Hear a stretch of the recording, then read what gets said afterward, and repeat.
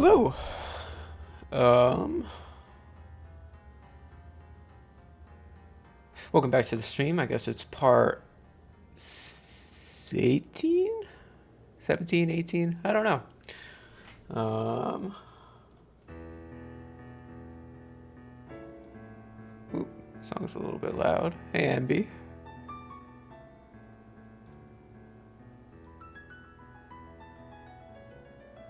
So last time we were around,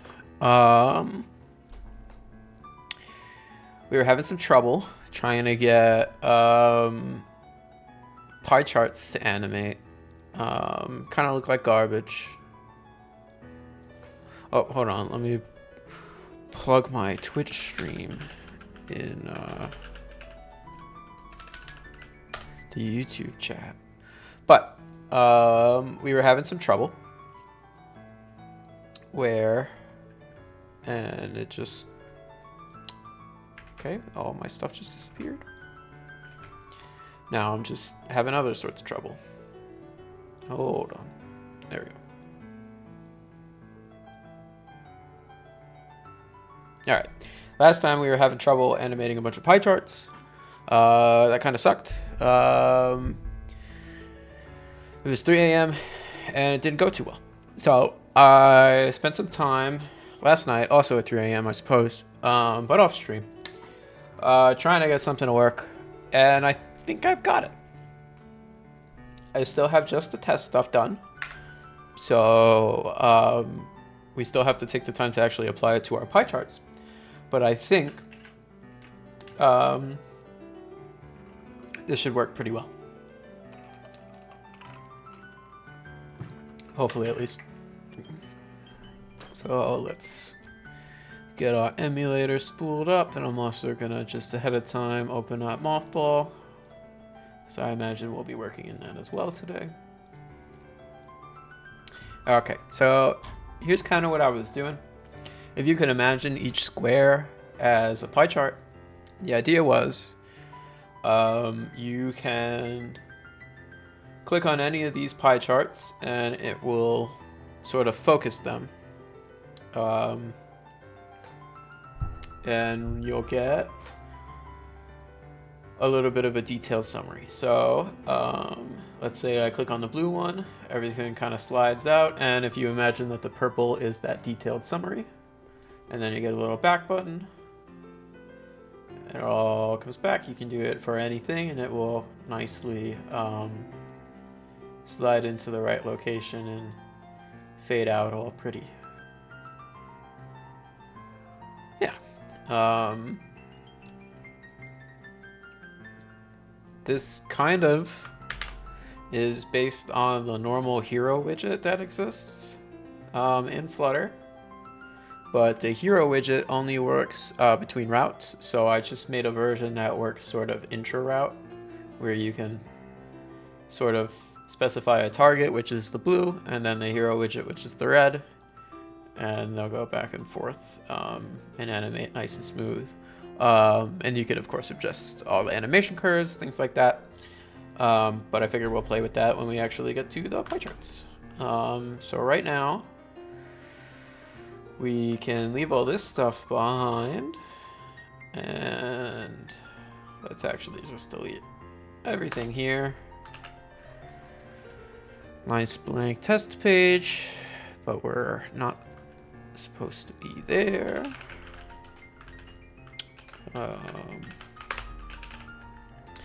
If we'll reload, we'll go back to our lovely pie charts. Cool.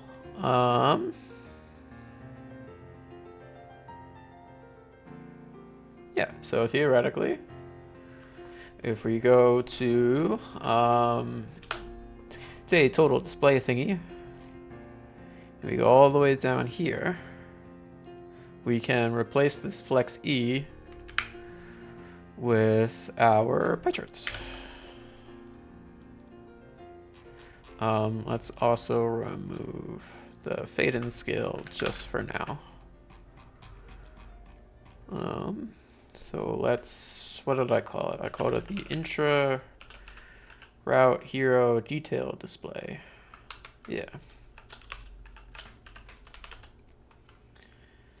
Okay.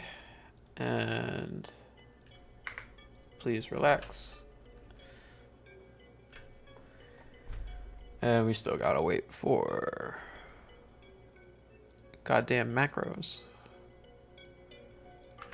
There we go. Now everything is up. I was working on something else. I think I need to get the pie chart diameters. So let's grab that. Get diameter. Then double diameter. Which we'll say for right now we'll just default to 10. That way if something does exist. And whenever dependencies change, we're going to want to call this.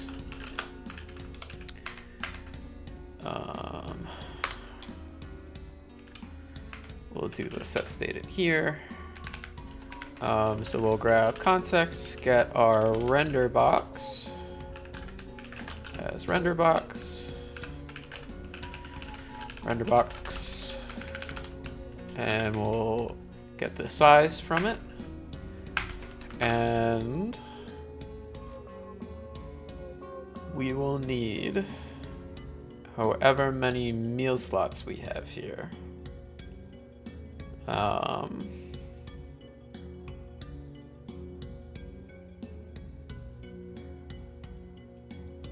Maybe we'll actually calculate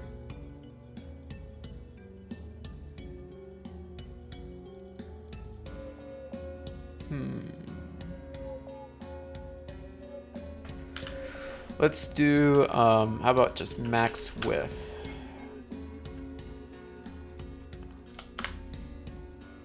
And then when we get all the way down here, we can calculate the diameter, which is max width divided by meal slots. Okay. So then our children are these. Please stop it, ChatGPT. ChatGPT, I keep saying ChatGPT, but really I mean GitHub Copilot. GitHub Copilot has been way too aggressive lately in its suggestions. It's been kind of pissing me off by just inserting itself literally everywhere. Very, very annoying.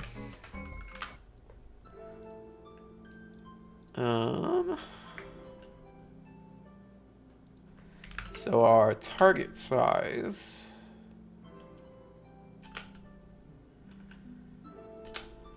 we'll say is just the diameter for right now, and height I don't care.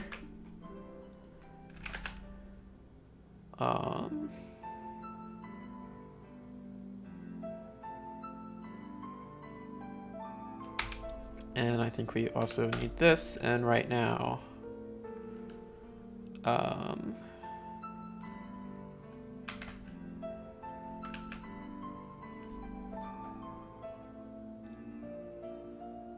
ooh, that looks good.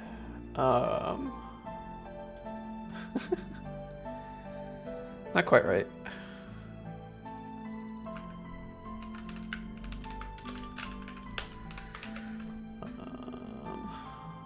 There we are.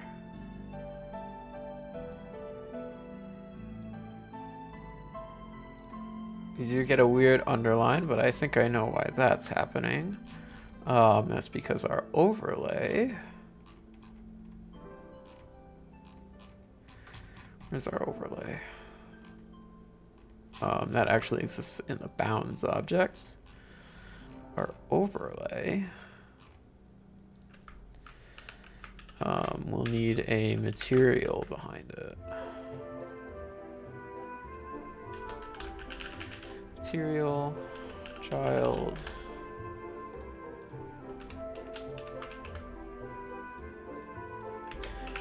And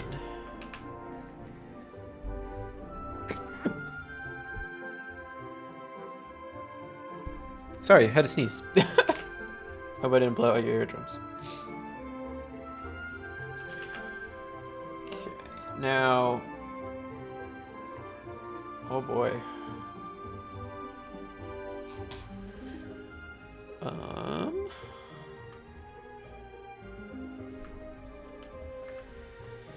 Maybe the material should in fact wrap around the child.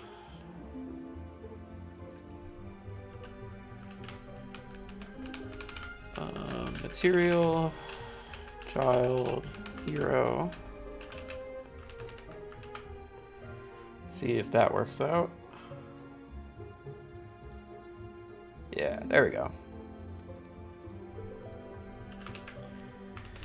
And let's just add a material type of transparency. I don't know if this is important, but I would like to give it a shot. Cool. All right, so this can now be white.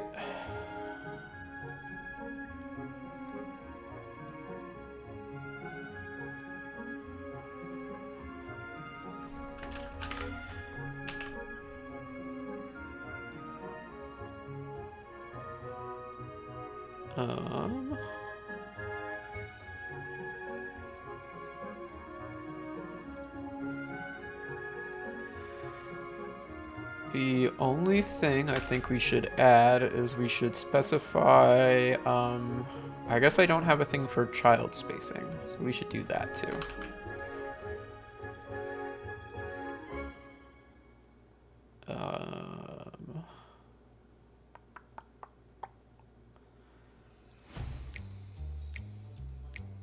What? I guess child spacing. Just flex spacing.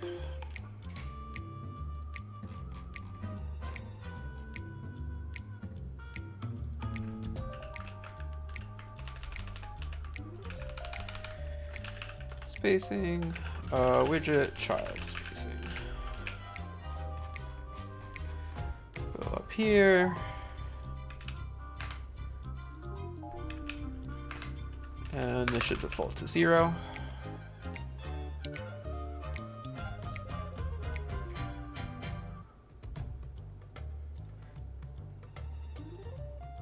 Nice.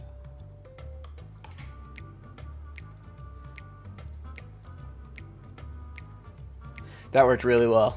I wasn't sure it was going to. I'm glad. All right, now we can at least handle this. So we're probably not going to end up needing the context and probably not the index, but we will need the child. Oh, no, we actually don't care about the child, but we do care about the index. That's what we care about. Index.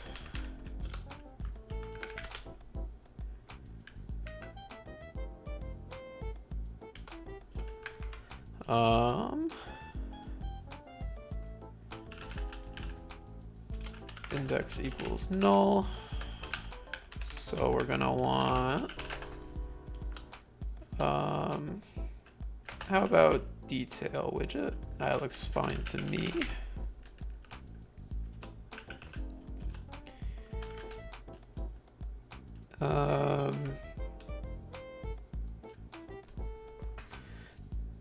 I guess we could just leave it blank.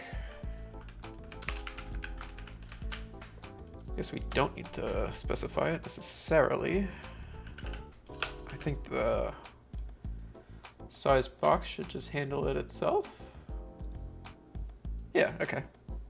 And we should also make the back icon a little bit bigger. We'll do 1.4. Yeah. Okay. So.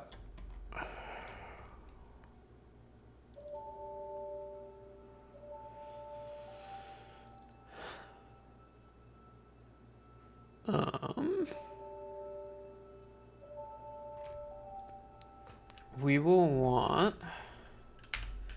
the macro tree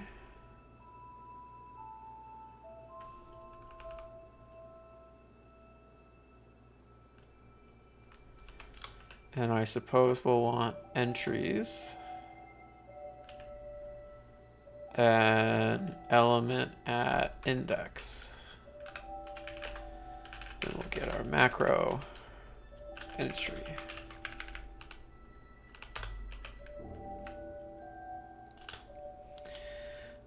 From here, we can grab our nutrient ID. From there, we can get our nutrient. And then from there, we can get our macro. And then the detail widget can be a column.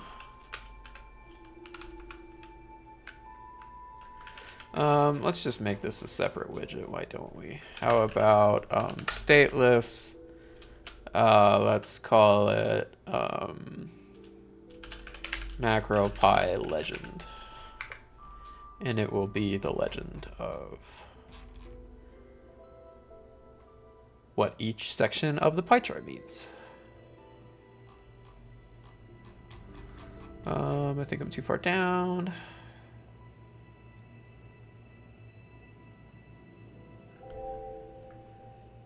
Yeah, we'll just do this. Pie chart, pie, macro, pie chart legend. There we go.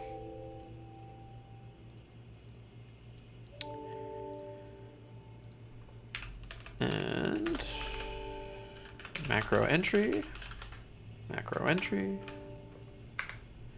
Oh, we'll also want to pass in the overflow color. And I think that's fine for now. Let's move this out of here. And final color, overflow color. And all this stuff is required.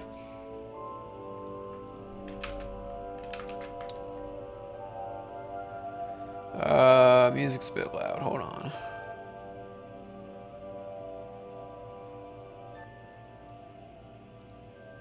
There we go. Unfortunately, not every song can have the same volume. I wish I could equalize it, but I don't know how. So.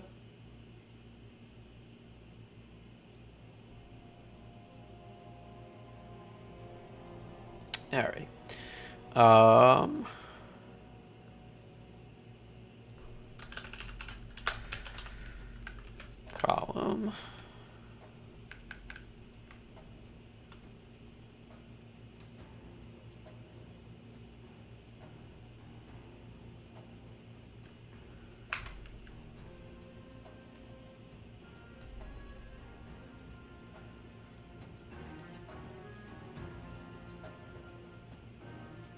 All right, now you should be able to hear it.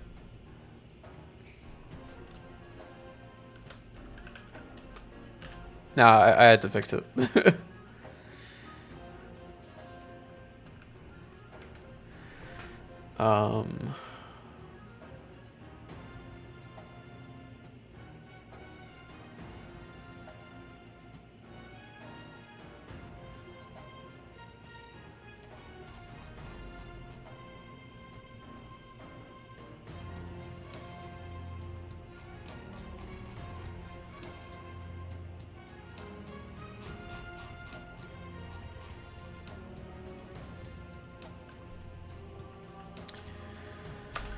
So let's convert these to entries. Slot entries. And we'll make it a list. And we'll sort the list.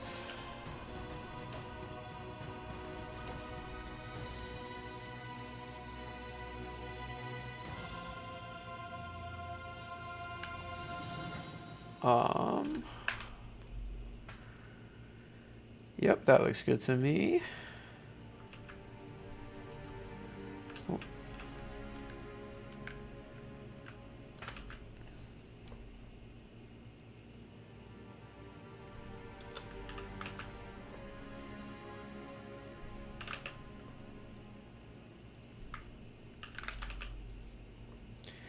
There.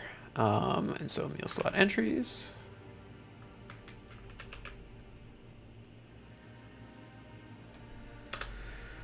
Let's remove all of this garbage since I didn't actually ever want it.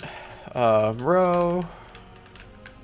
Let's do an adaptive icon square. And our macro color.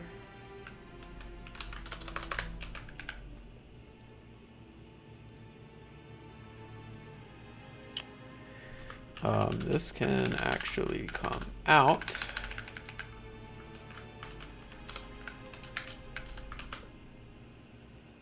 We'll do a map indexed.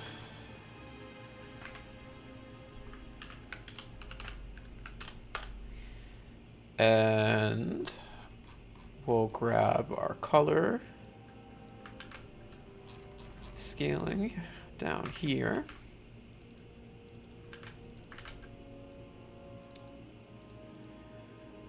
And let's rename this to macro color. This is now meal slot color. And then adaptive text.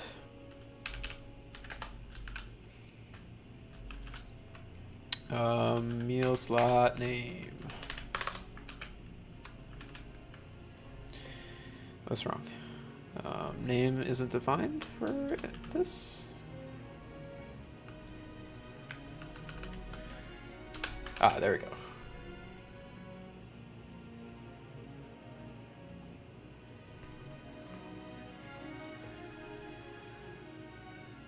Okay.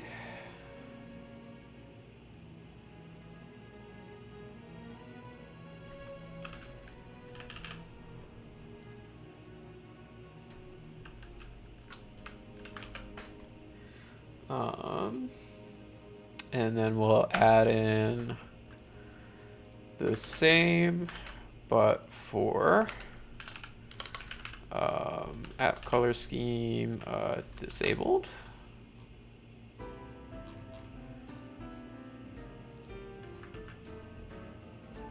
Where is it grabbing this from? Is it now? Where did it get this?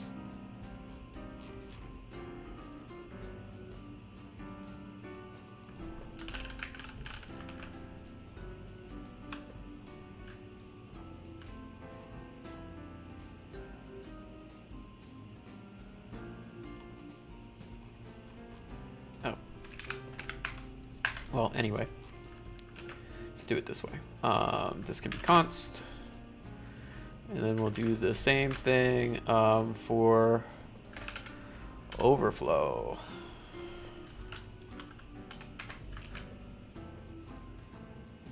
Sweet.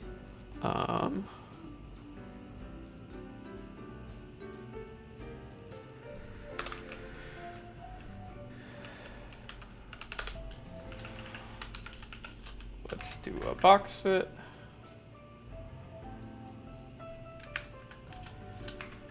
And we'll go like that.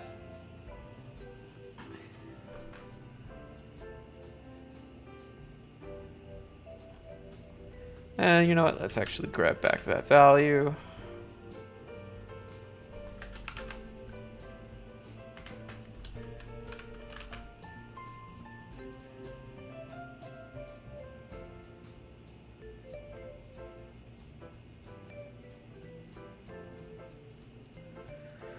Okay. And let's do user goals if we have them. Then target.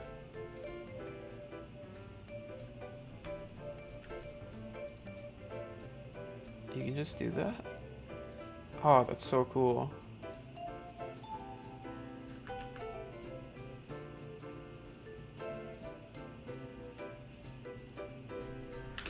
How about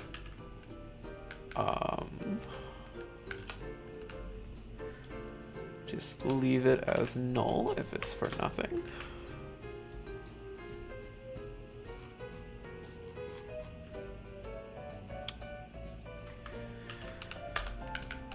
call this current total.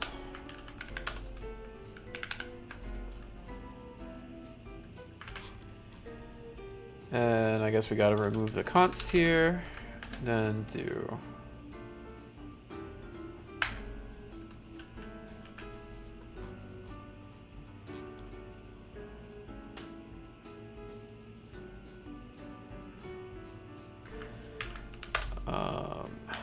remaining text.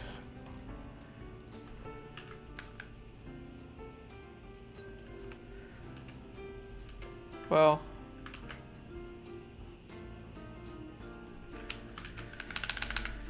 if there is no remaining, if remaining doesn't equal null,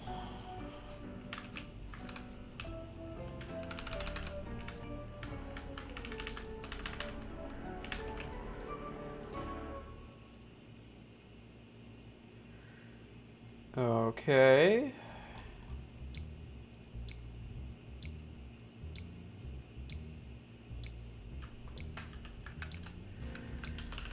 And we will want to clamp that at 0. So then our overflow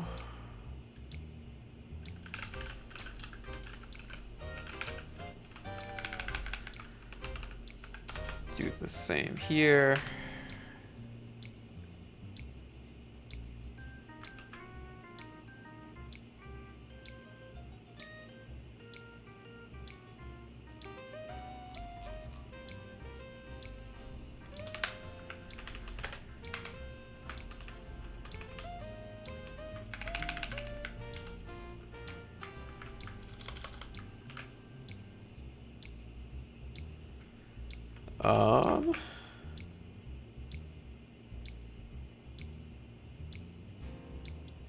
I don't know. I think that's pretty cool.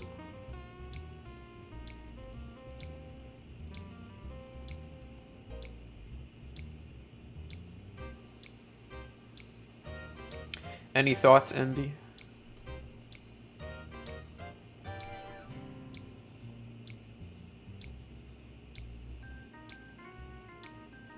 Very cool. Thank you.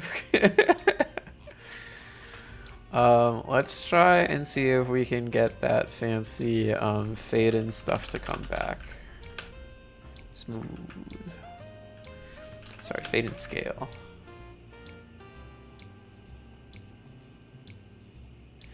Yeah, kind of glitches.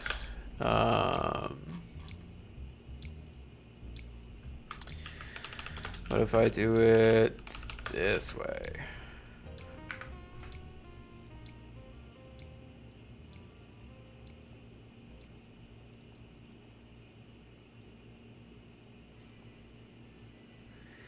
Yeah, it doesn't quite work.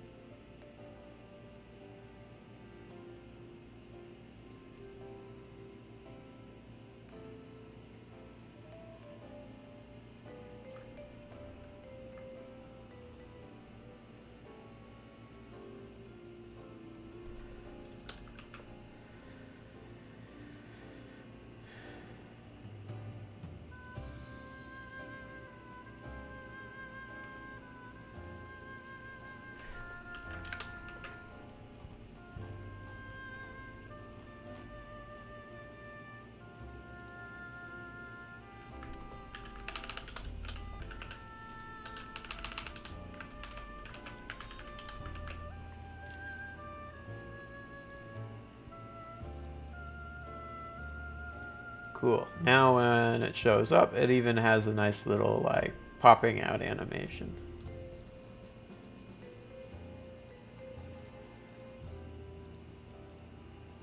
Okay, now the only thing I think we have to do left for these particular pie charts is it would be really cool if you could hover your mouse over one of the sections. and it would like highlight the other thing, I guess. Maybe.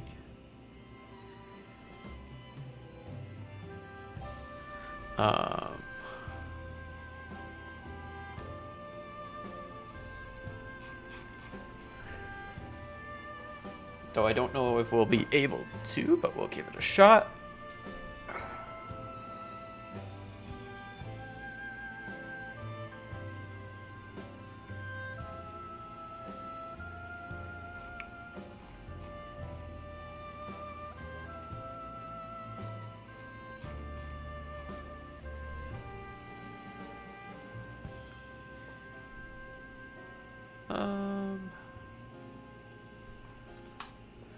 Oh, bye, dear.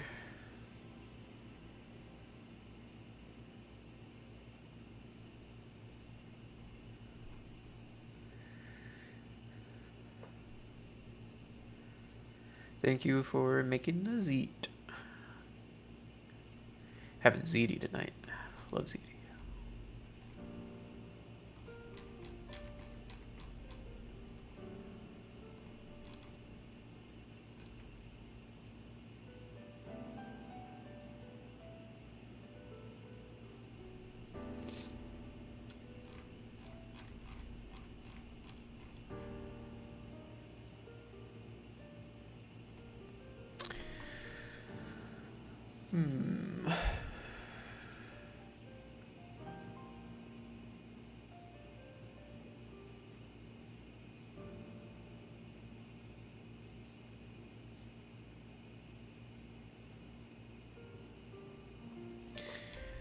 I'm curious if it would almost be worth calculating all this stuff beforehand in a map and then throwing it over, but it's very simple math, so probably not worth the hassle.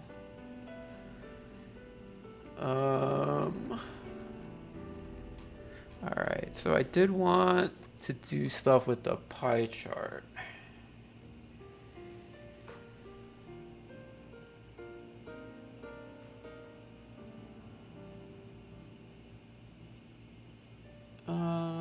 How should we do this?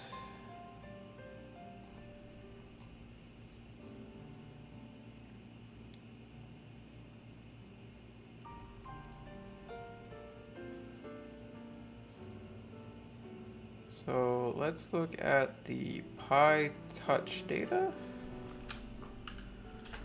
Pie touch data.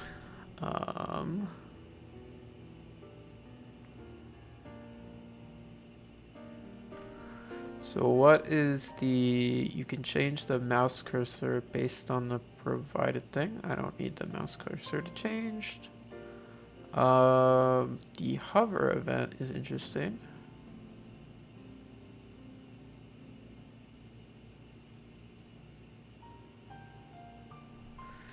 So we'll do touch callback. I don't know what this is. Holds information about touch response.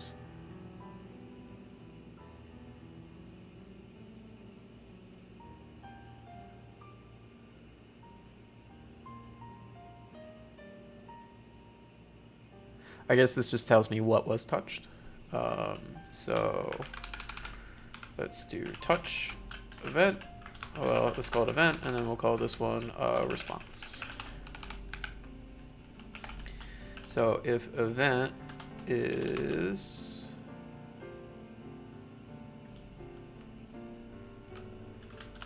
how about this? Is FL hover?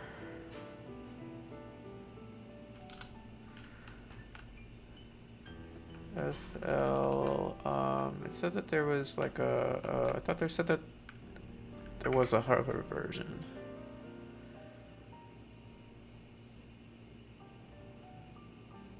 FL pointer hover event. Oop. FL pointer hover event. Print, just for now, the response.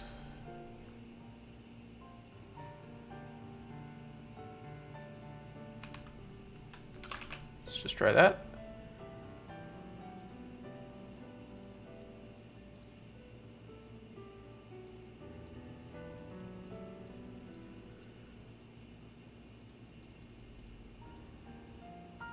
It kind of breaks everything, doesn't it? That's not good.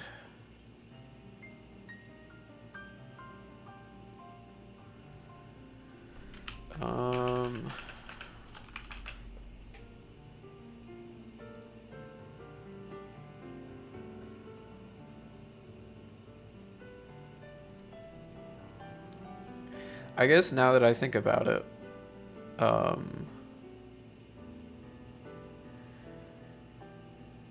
there is no hover on Android because you can't hover your mouse on an emulator.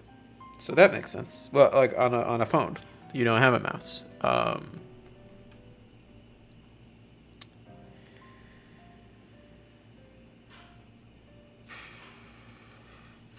But this does really screw up our thing here.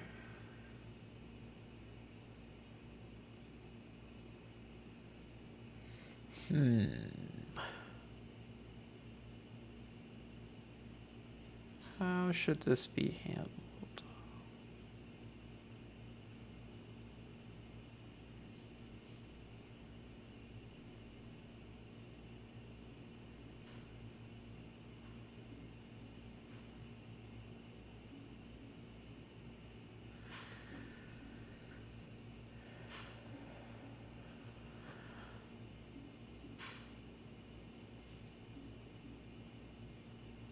So if I do enable false, can I still touch things?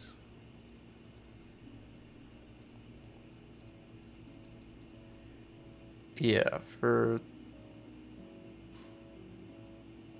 the enabled flag doesn't actually do anything.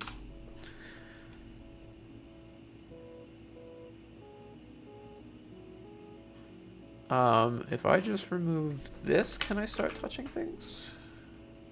Yes, okay.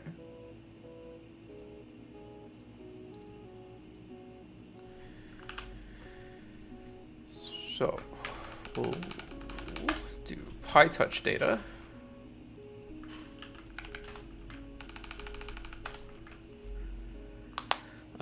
I think when it is in the target, it does not have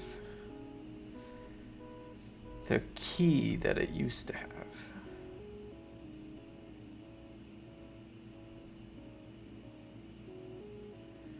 So it will be quite difficult to actually grab this.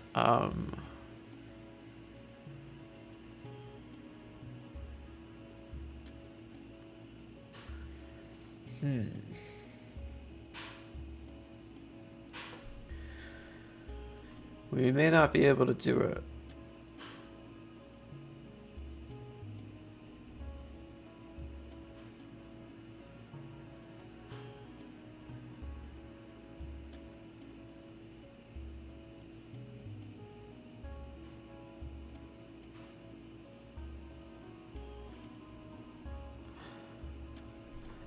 Yeah, let's ignore it. I think we should just leave it alone for now.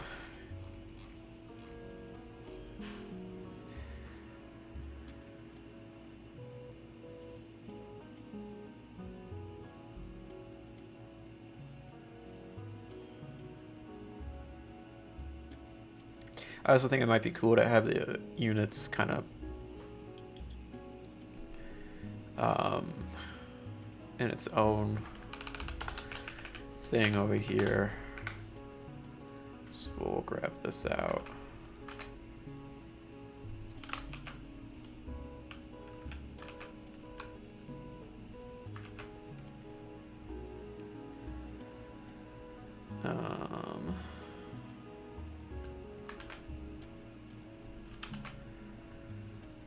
Remaining. This we can just grab for a unit. Make our things a little bit shorter. How about we just do that? Here we go. Unit. Unit. Unit. Unit.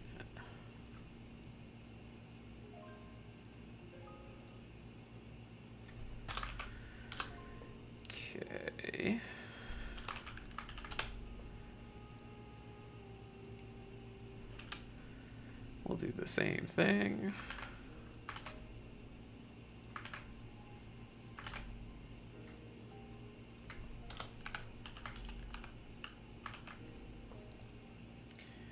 Okay.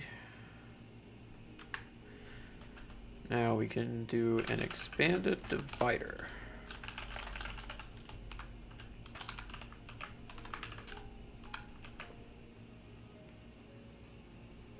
What's the problem?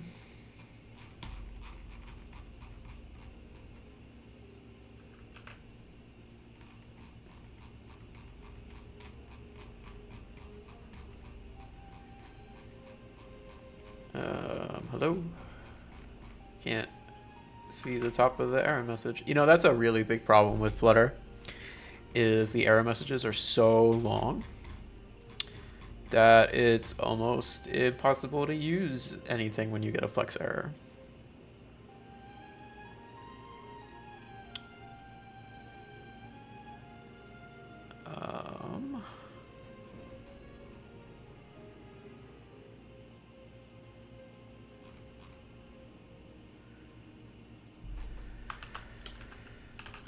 Just anything expanded just doesn't work. Is that what you're kind of hinting at here?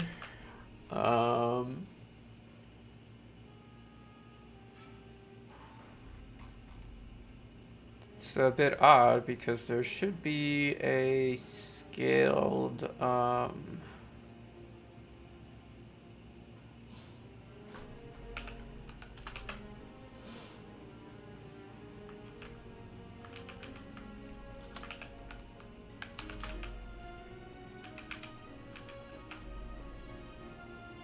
is it that it's a fitted box?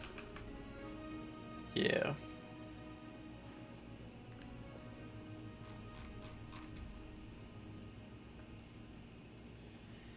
I don't know if this is gonna look any good, but we'll give it a shot.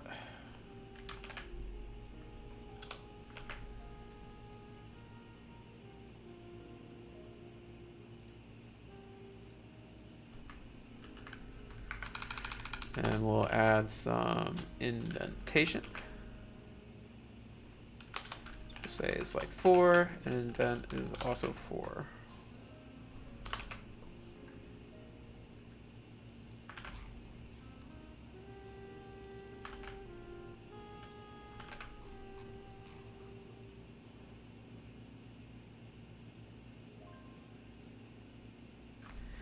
Yeah, I think that looks a lot better.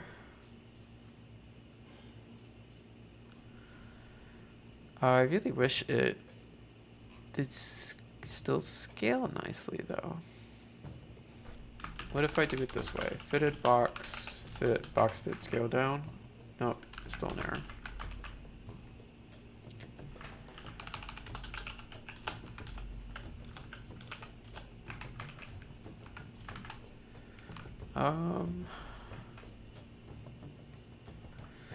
The rendered box does have a size though. That's the thing that's kind of confusing.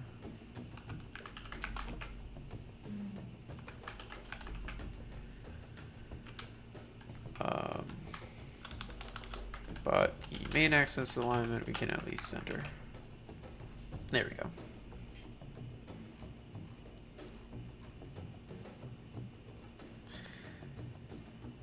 Maybe we'll even make this the meal slot color.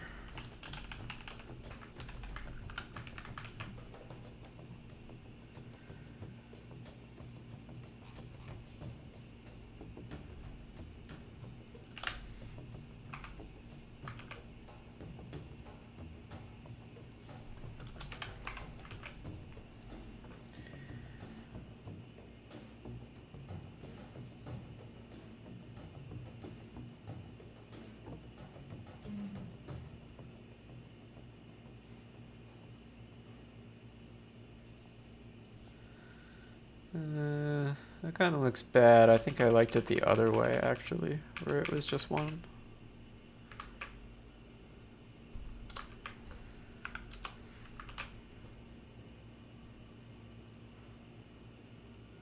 Yeah.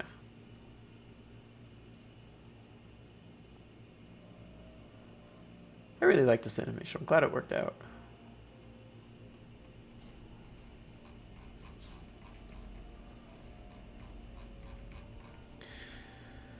could even probably make the target size a bit bigger. We could do 1.5.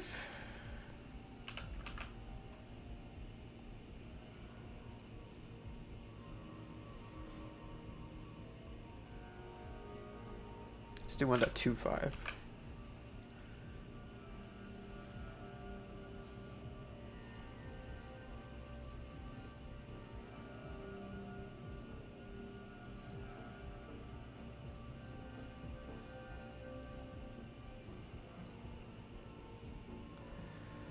Um, 1.15. It's a little bit too dramatic here. Yeah, that's better. Do we care about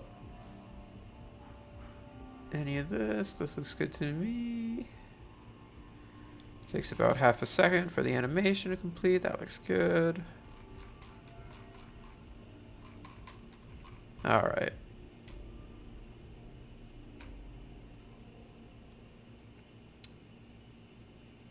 I suppose we'll have to do the highlighting some other time. I need to figure out a way to get the target key, which I might not be that bad. Let me see. Route hero, route bounds.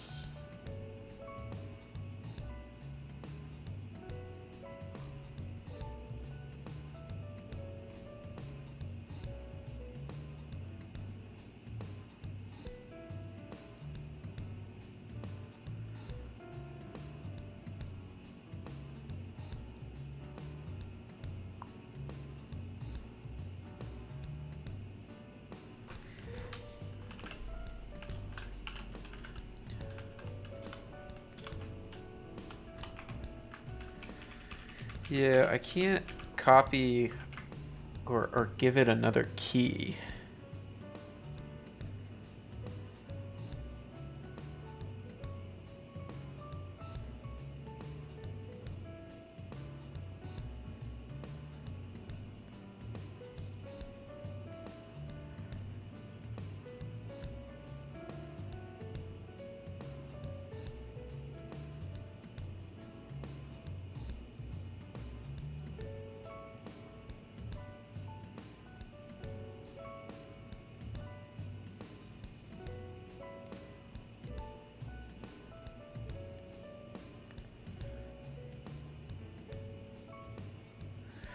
Nope.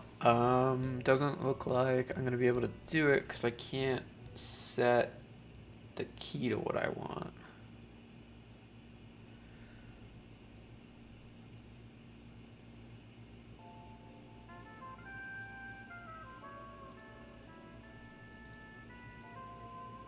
Alright, I guess we gotta move on. Alright. So another thing I wanted to look at was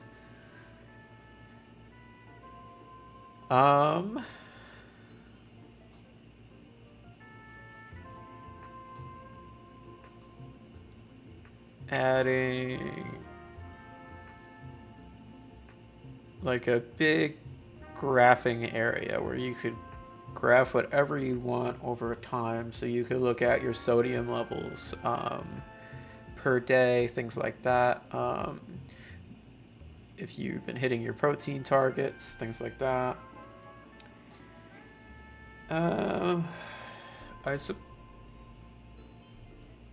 For right now, I think we'll add that button up here.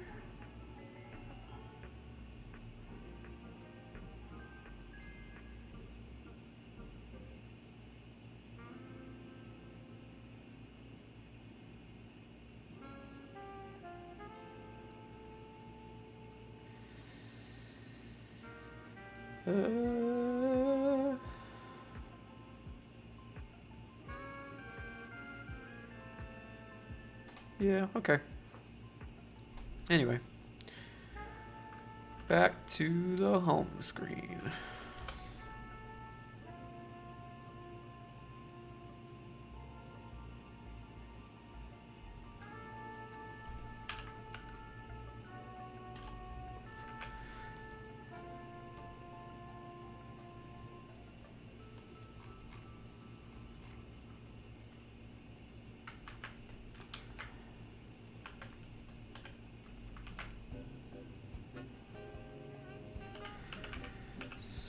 we need a line graph.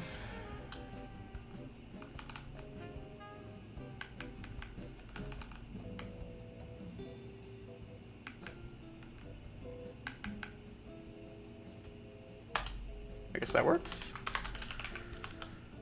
Graphs.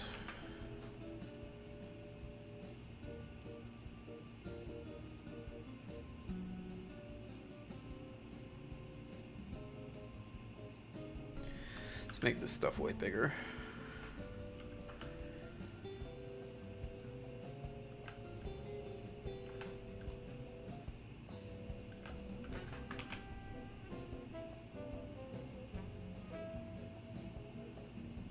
There we go. Now it's a little bit more commanding. So we'll do nutrition graphs. That can be its own route.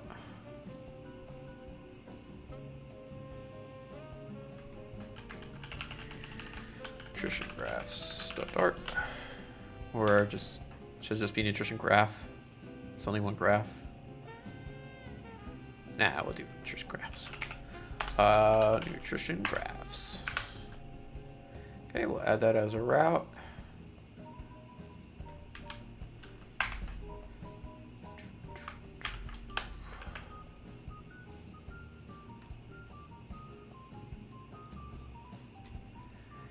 Okay, and we'll want to grab all of this stuff.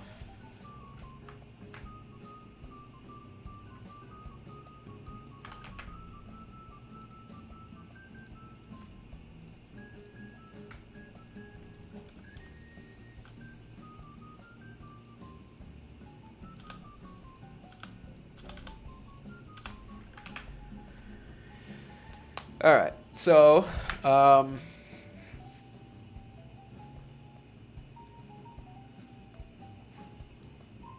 suppose right at the top,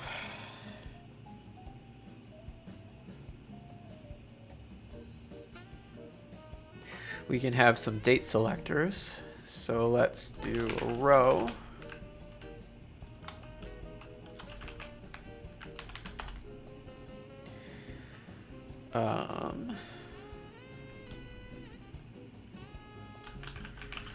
We'll do adaptive icon, arrow forward. Okay. Why is the color black here? This should default to the right icon color. I don't like that. It isn't.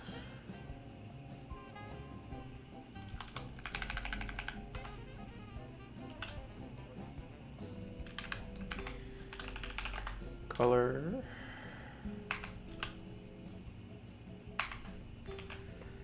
There we go.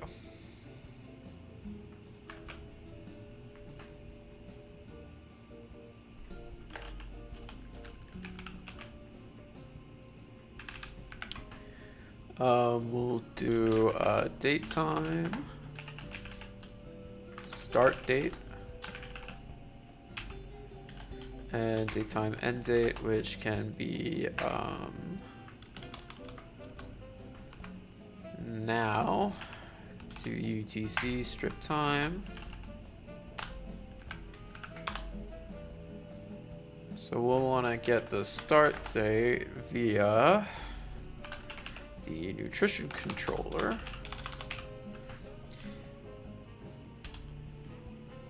And we'll get keys. We'll want to sort.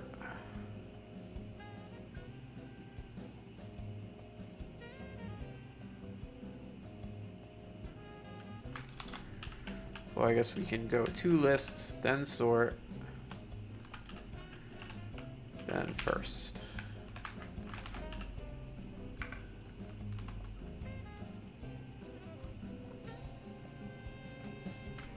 So let's do dates. Dates, sort. And start date is the first one.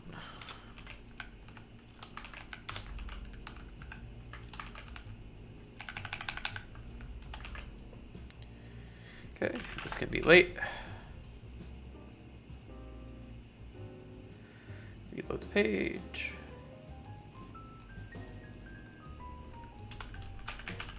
Adaptive text. Start date. Don't I have some nice little things here, I thought? Maybe not. Date, time, utils. Convert to American date. Start date. Okay, and then we'll do a thing for end date string. If end date is equal to now, it's just today. There we go. We'll do a massive scaling.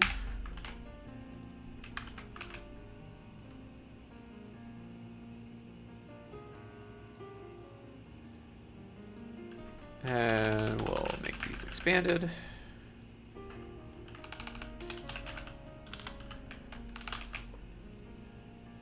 And we'll do a text align center.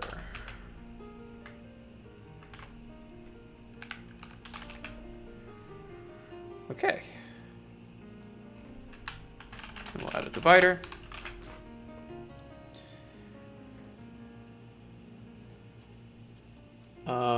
In time, these will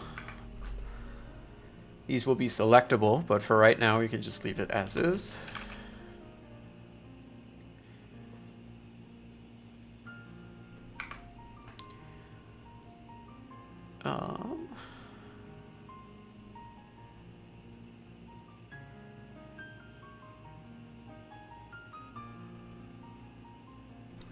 Then we'll actually add our graph.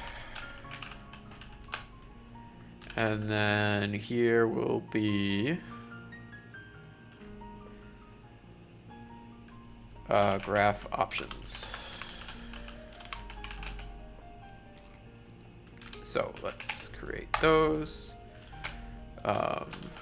Nutrition graph.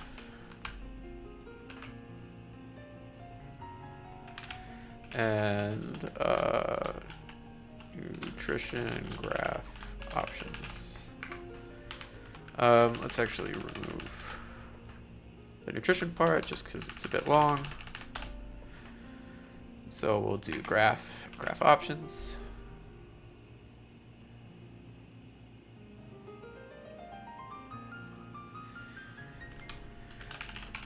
And we'll put these in our own little column for now.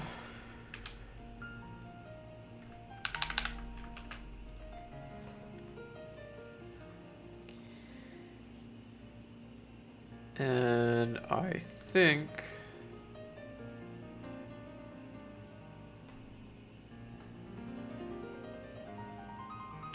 we will weight them equally.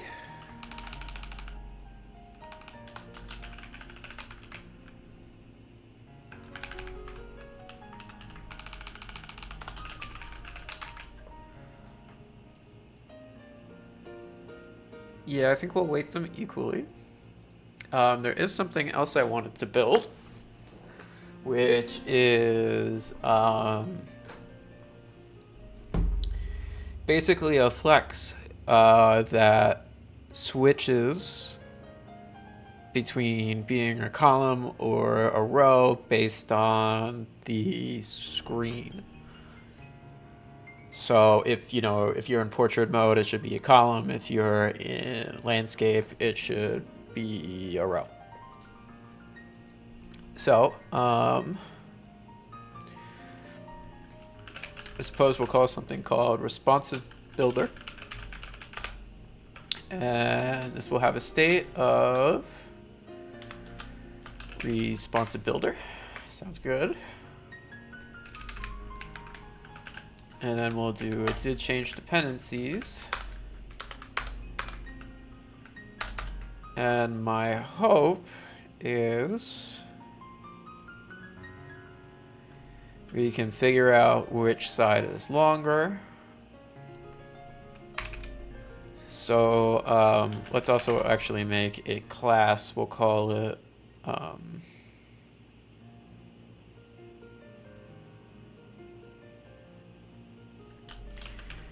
responsive info.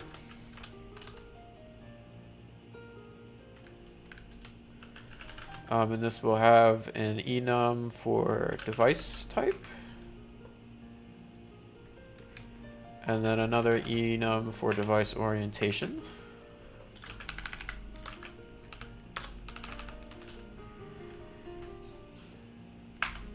And we can do that.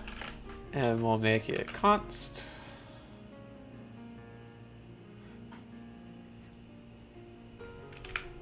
And from here, we can grab the media query. I think we can do, yeah, let's do of. Screen sized, device type, device orientation. Whoa.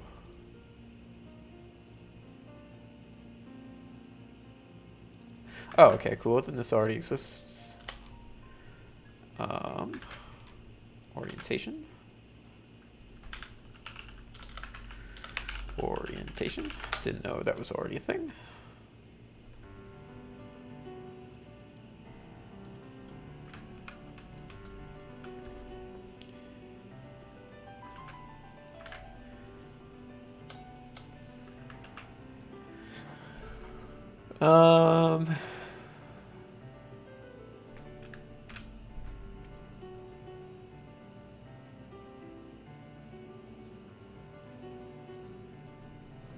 Let's figure out if this is actually a safe way of looking at it.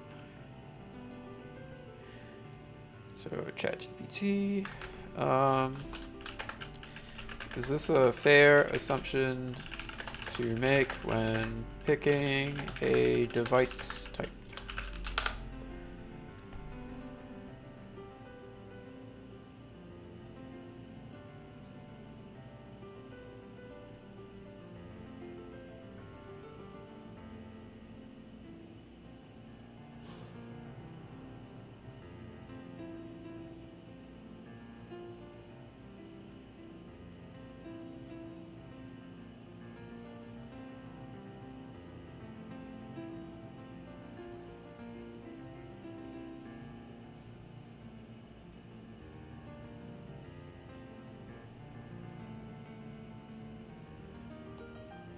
Okay. So let's actually do shortest side. Shortest side.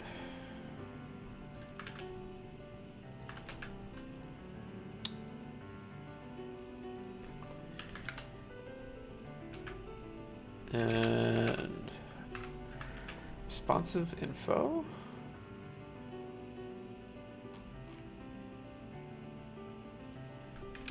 And that will take a child builder. Let me just do that. Super easy.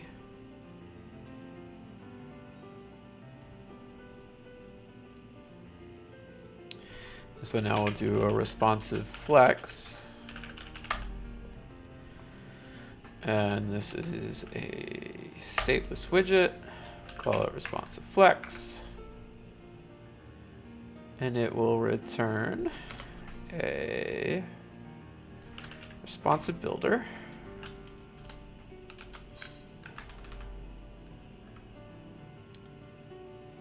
I don't think we really care about the context.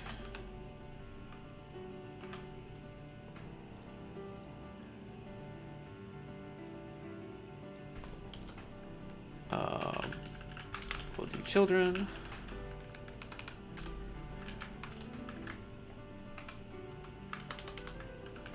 main axis alignment, cross-axis alignment. Doesn't seem to have figured out what I'm trying to do here. There we go. And some spacing.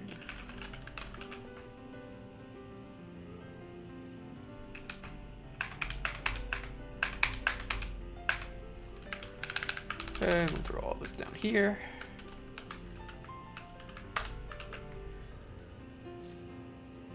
We'll add these in. Nope.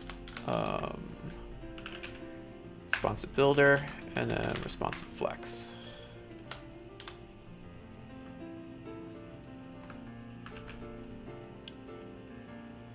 Okay, now we should be able to pull that in. And this can now be a responsive flex. Oh, and I accidentally made all of these required. Which the only required one should be children.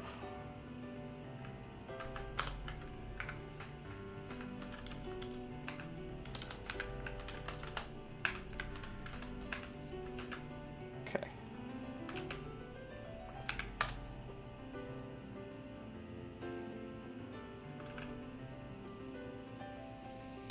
Now if I flip the phone around, perfect.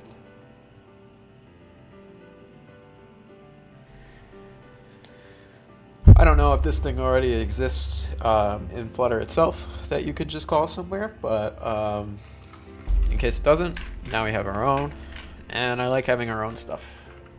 Makes it easier to play around later.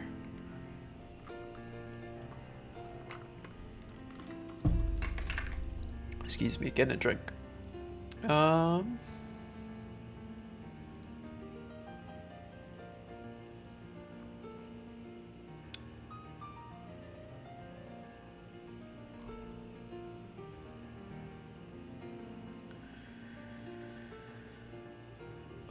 Okay, so graph options.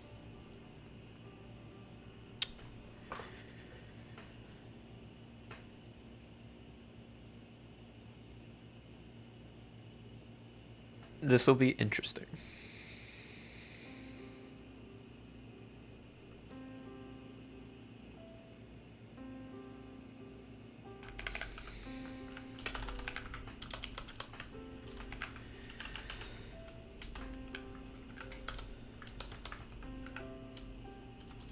So,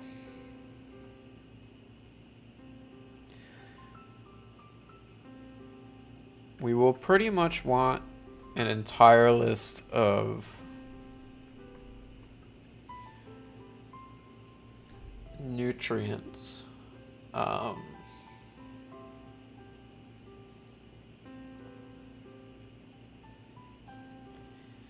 Like I think we just show literally every nutrient, but we sort it by highest.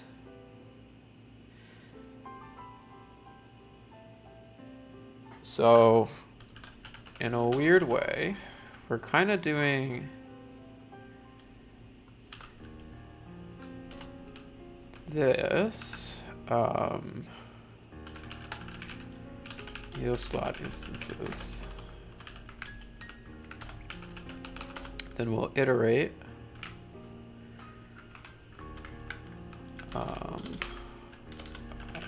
Yield slot.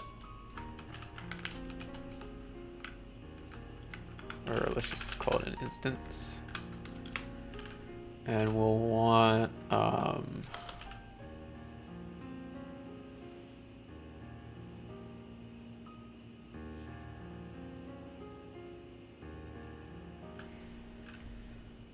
I guess we'll want to then fold these.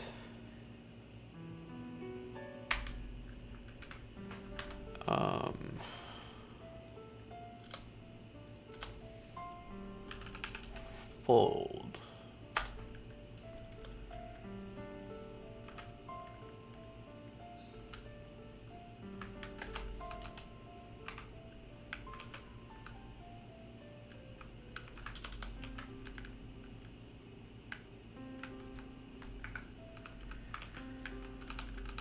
Hold on. Stop yelling at me. So we'll want to take previous value and add element. I don't know why I would be creating a whole big thing every time. I'd rather just add to the one and create a new list over and over. I think that's more efficient.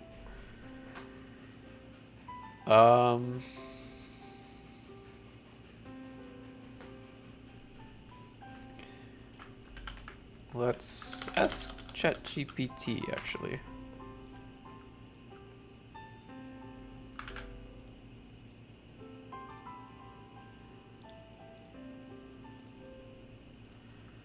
I'm just curious if it has a thought. Which return option is more efficient? Dart.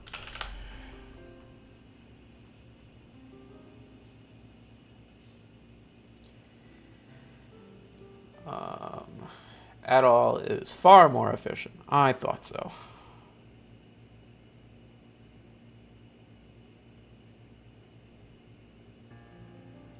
Oh, apparently there's like an expansion thing? I don't need to do that. Expand.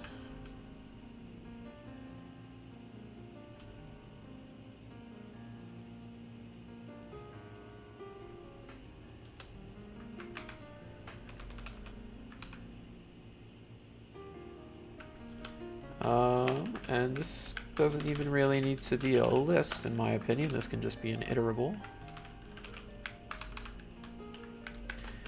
So we're kind of storing nothing at all. Oops.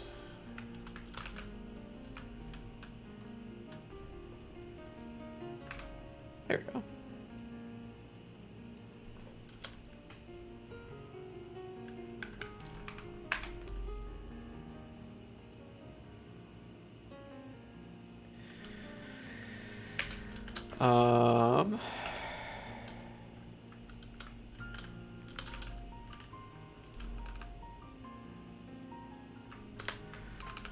I guess we'll want to make a map here.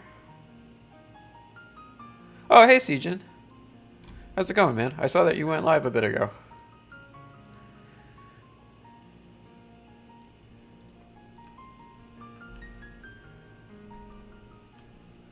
Cool, man. Oh, let me show you something. I'll show you what I've been working on lately.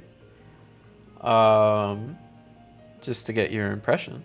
So I added this whole totals and goals thing, as well as a bunch of pie charts to show you how you're doing.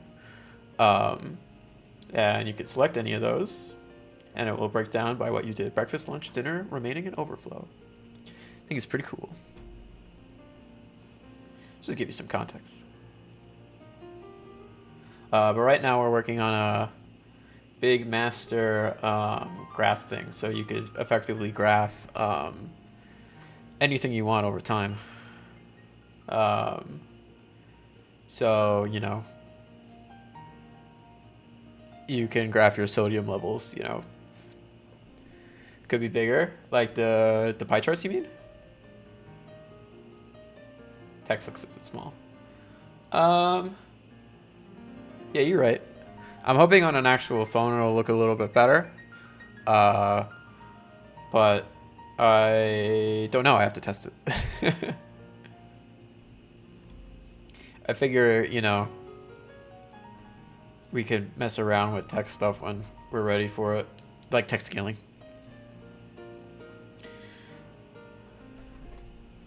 But thanks for popping in.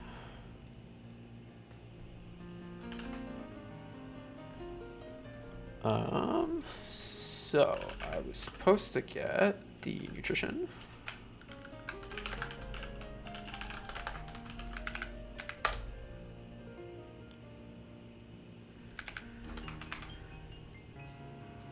And nice.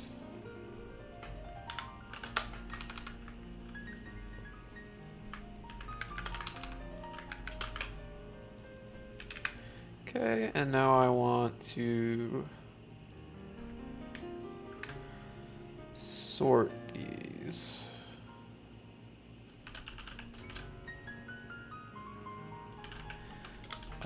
Nutrient IDs.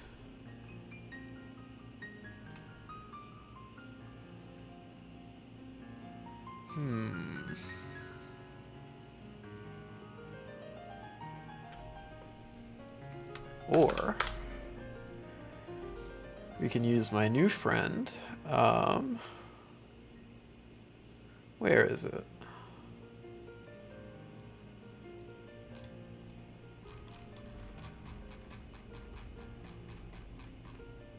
Display tree map.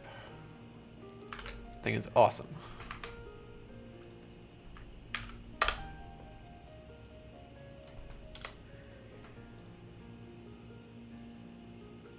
Okay.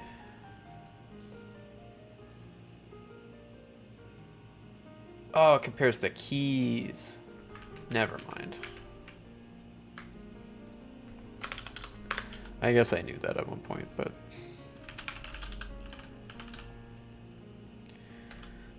nutrition IDs, so I suppose we'll do values to list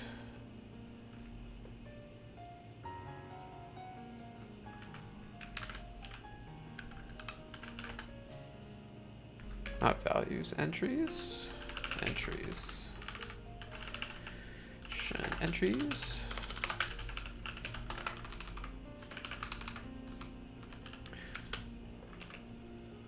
Sejan, if you're still here, how is your compiler going? Oh, and also, is it an interpreter or a compiler at this point? I saw that one of your previous stream titles said that you were working on a VM, which is awesome. So I'm assuming it's more of like an interpreted thing, or is it more like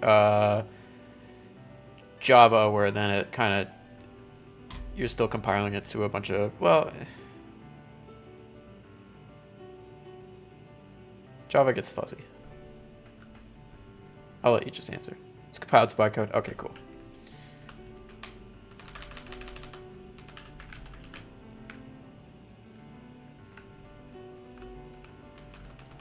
Very cool.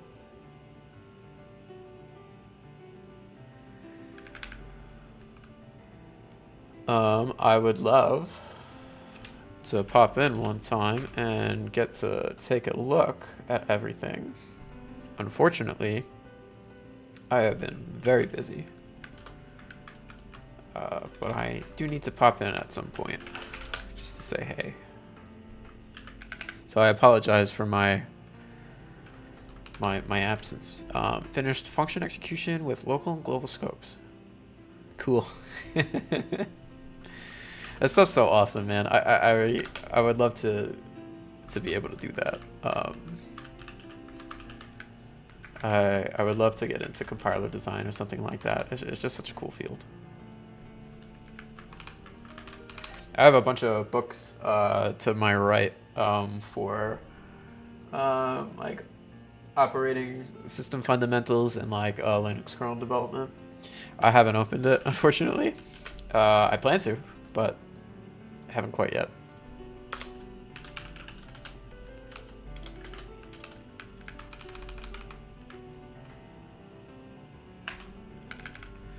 Not list title. Hate list. Oh. Hate list title. We'll do separated.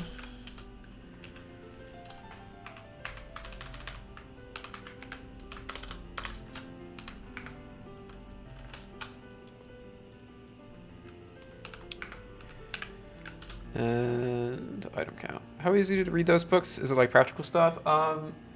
So they're not bad. I've read a couple for C.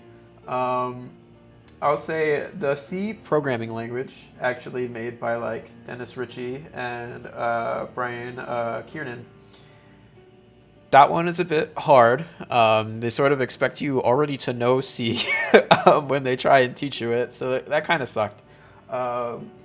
But like the Effective C book, which is by Robert Secor. That one's not bad. I'd recommend that one as a better intro book. But the operating system books that I have are Operating System 3 Easy Pieces. The 3 Easy Pieces book is very popular. It's pretty much the go-to. And then the Linux kernel programming one, couldn't tell you, but it's very thick, and so it feels comprehensive. But is it actually? Don't know. I don't know. Actually, you know what? We should map these ahead of time.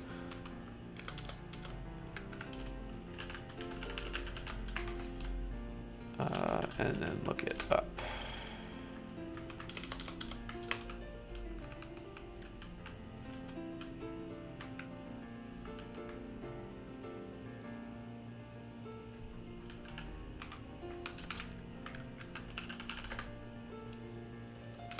There we go.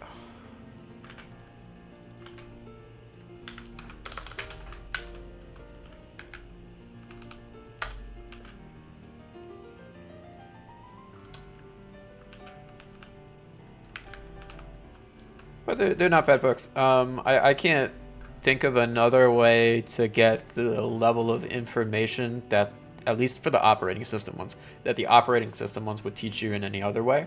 Online courses, like on Udemy and stuff like that, I think are very lacking. And for things like MIT, OpenCourseWare, that kind of stuff, they don't. They're all like 100 level classes, so very basic. For this, you kind of want grad school level, and they usually don't publish their lecture videos for grad school, just because, I don't know. I feel like that's more like bread and butter stuff. Oh, thank you for the follow. Oh, Glethorp? It's a cool name. Glethorp.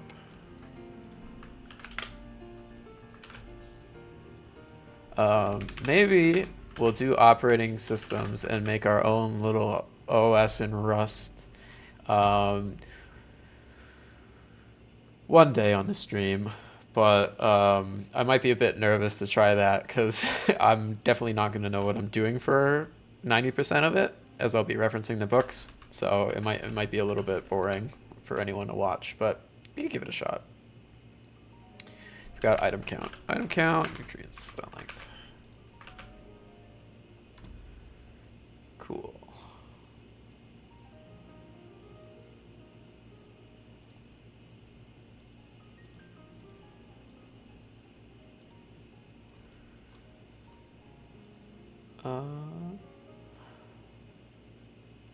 What was the Linux book called? Linux Kernel Programming, second edition by Kaiwan Billamoria. It has it's a black book with a like weird orange waveform going on it. I think I could find it for you on Amazon. Hold on. Let me look for it on another screen so I don't dox myself because it has my name. Yeah, here we go. That's a giant link, but that should get you there. Yeah, of course, man. And we wanted to add some other nutrients as well.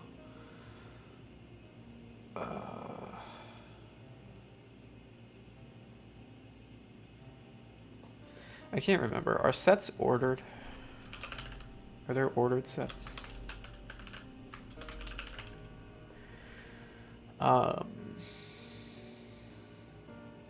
Linked hash set. hash set is unordered, which means iterates in the order of its elements. Okay. So I want a linked hash set. Cool.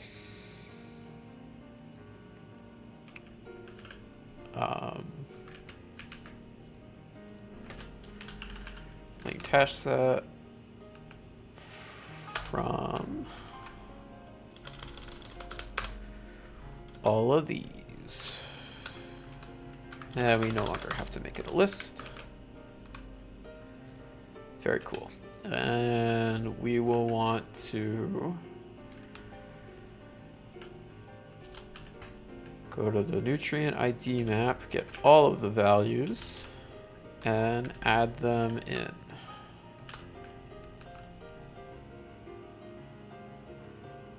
What does retain all do? Oh, cool. Add all.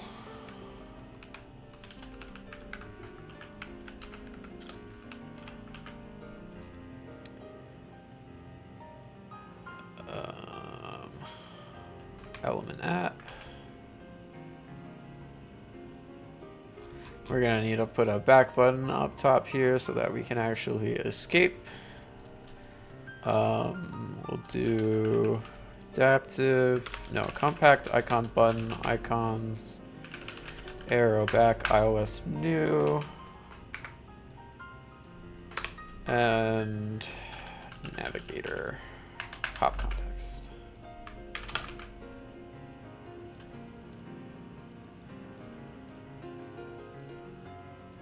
Nice. Okay. So add our row. We'll want the nutrient name.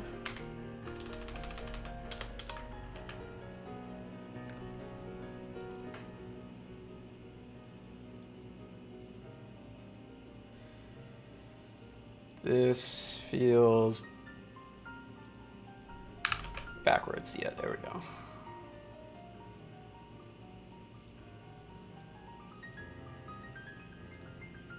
Nice. Okay, and we'll add some padding, edge insets, do some symmetric padding, add a tiny little bit of horizontal padding. So I don't like it when texts are squished against the screen.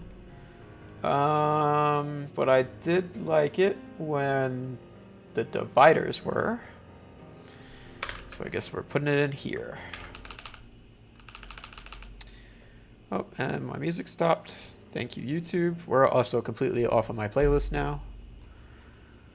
God, YouTube sucks.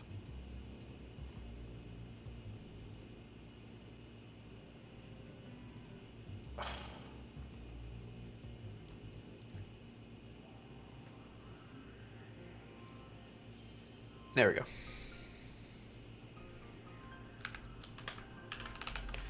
Let's add that padding back. Edge insets symmetric. That was too much. Just right.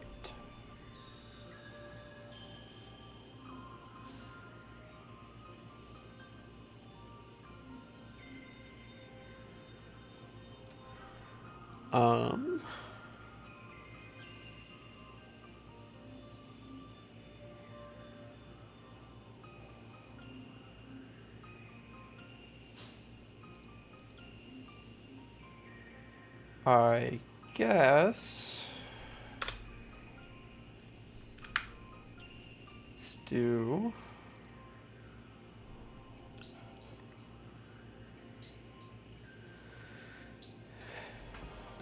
we're gonna need a spacer.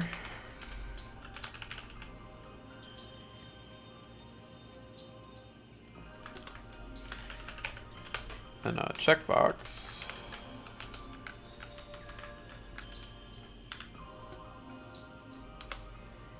Selected.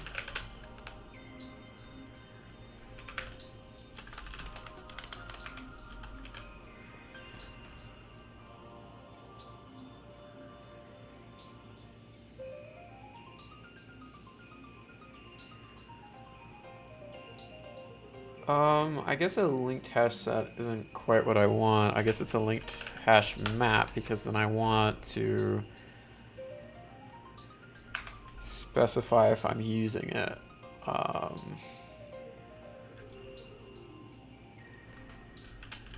Linked hash map from entries. So we'll return an entry, we'll call it false.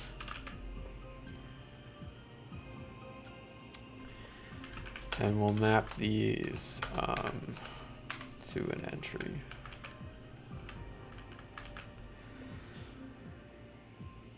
What's wrong? Add entries. Nutrients.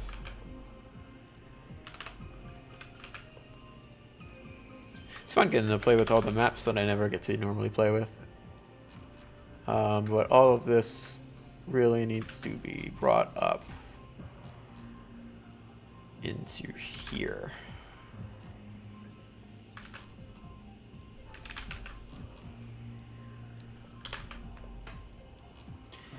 And repass it in.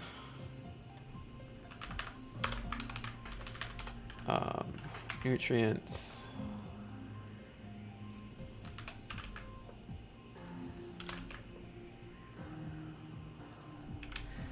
Same thing here. And let's call it selected nutrients so that we know.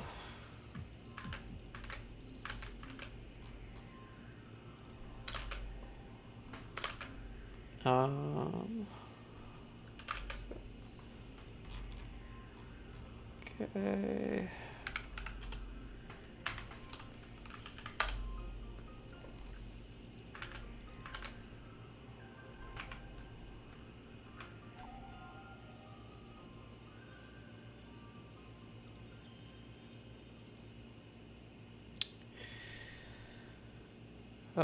Let's convert this to a list of map entries.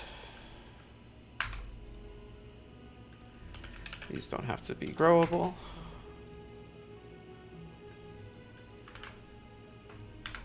Selected nutrient entries.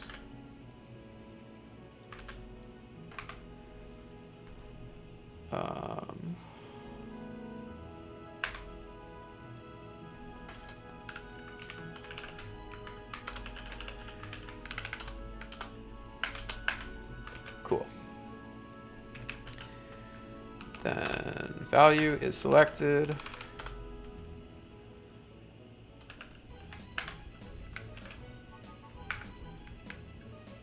Nice.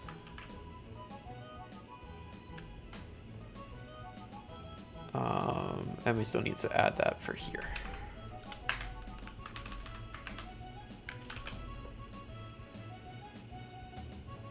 Reload the app.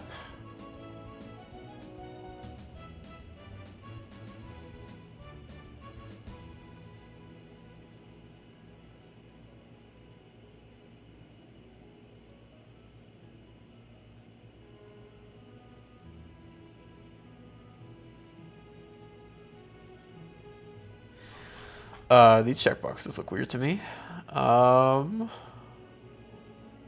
Why is the border like disappearing?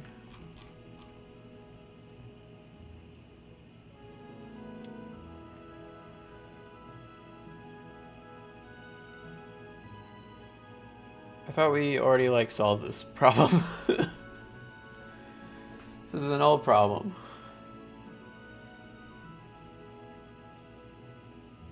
Oh, hey, Yosef. What's up, man? How you doing? Sorry, I didn't see you over there. You're in my YouTube chat. If you want to come over to the Twitch chat, we're a little bit more active there. And I unfortunately don't have my little chat overlay active for YouTube yet. So let me link you my Twitch chat if you're interested. But it's nice to see you. Because you're my first subscriber. And I'll always remember you. Good, man. Good, good. Just messing around. Working on a stupid graph page. You don't have Twitch, you mean? And yes, Eugene, you're right.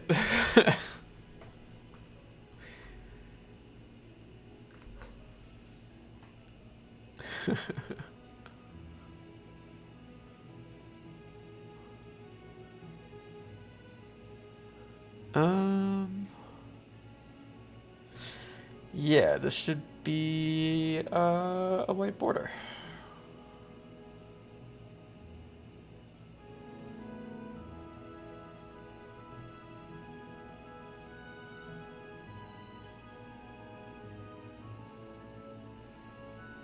I don't know why this keeps happening.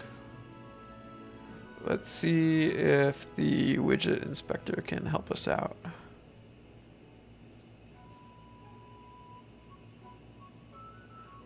Oh, you're a Flutter developer? I'm from New York in the United States. I've been doing Flutter since like 2019. So quite a while. Why'd you stop developing for Flutter? Just got a different job somewhere? No to telemetry.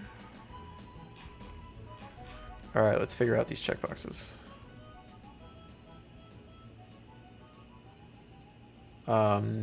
You're not gonna let me see anything? I guess because they're outside of this project, huh? Because really, this is the module I keep importing. Show implementation widgets? Would that help? Yeah, there we go. Checkbox.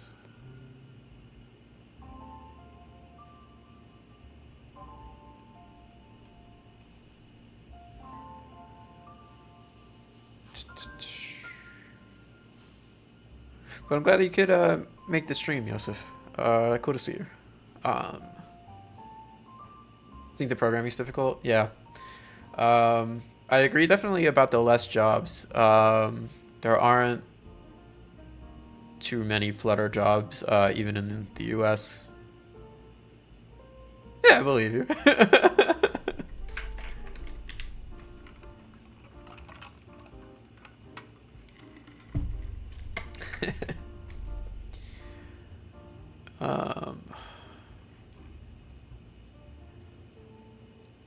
I thought in the past there was a way to look at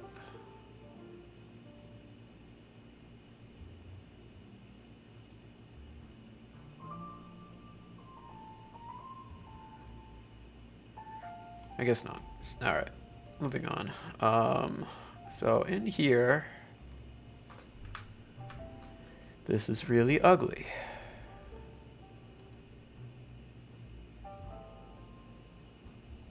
So the problem is right now is that while the checkbox is nice and white, there should still be a white border around it, as well as it should be filled in with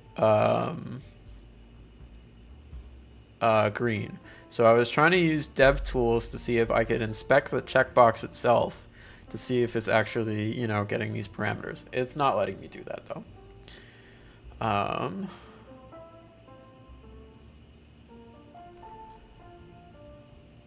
Oh, this is why. I keep making that mistake. Here we go. Now I think it will work. There we go. Fixed it.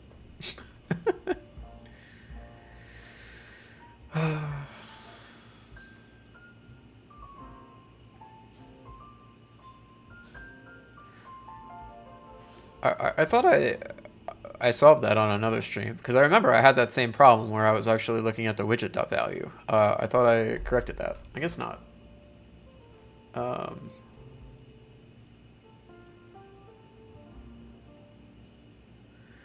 So the previous reference was referencing the widget.value.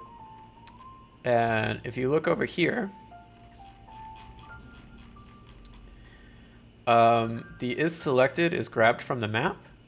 And while yes, it's true that I did update the map, I didn't call set state, so this themed checkbox never got updated on the widget.value. So the inner value, which was storing the state, wasn't actually being considered in the color. So that's what the problem was. That makes sense? I can re-explain if needed. Effectively, it was only looking at the one outside of the widget, which was never updated. Not really. So in Flutter, you have what's called a stateful widget, which is sort of, there's the widget, which has all of the parameters and everything that you pass in. And then there's the state object, which is right below it. The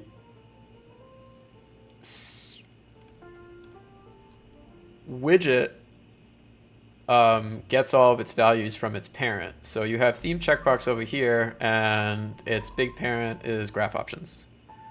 Oh, dinner will be ready in 30 minutes. Thank you. And given I didn't call set state out here, if I had it, this would have worked fine. But given I didn't, this is selected value was never updated. And so then the widget class was never updated. So when referencing widget.value down here, it's still the old one. But within this theme checkbox state, I'm actually calling set state on an inner scoped version of value. And so the scoped value is the one I should have been considering for the colors. So how come you could still see the checkbox? Good question, because I did use the correct value down here. I was only using widget.value for the colors. Had I kept it over here, it would have, but I was actually using the correct scoped value for a different parameter. So it was only half updating. Yosef asked, have I studied or worked with Compose in Android? No. I tried Android development back, in 2019. It's what I started with. I started to learn Android. And then I kind of heard about Flutter and thought, well, why am I limiting myself to one platform when I could write all my code for just, for both? So no, unfortunately, I'm not familiar with it. It's my understanding they're somewhat similar, other than just one, you would be writing in Kotlin.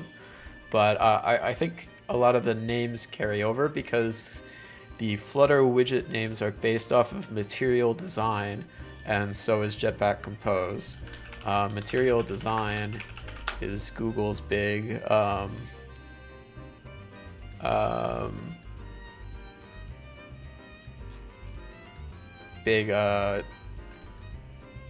what do you want to, I don't know what you call it, their whole inside design.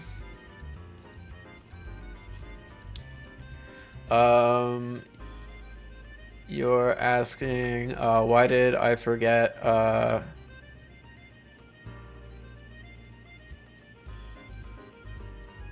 yeah, you don't need to. So what you would probably have used the init state for, so for those in Twitch chat, Yosef is asking, why did I not use init state to set the value? So this right here is probably what you're asking about, is why didn't I do this? If you just add late in front of the value, you can just assign it directly from the widget right up start. So this was technically already called the first time just up here. So the init state method, isn't needed. If I were to do any sort of transformations on that, then yeah. But for right now, I can just do a quick assign, and it will work fine. Flutter's nice like that.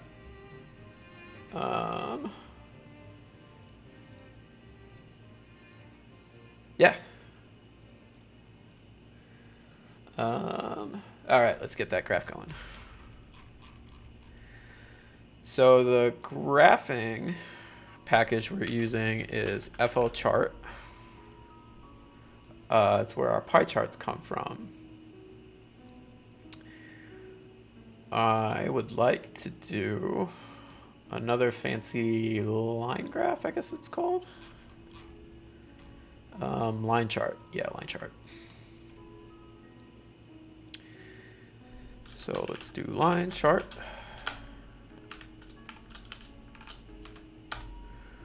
And we'll do our line chart data.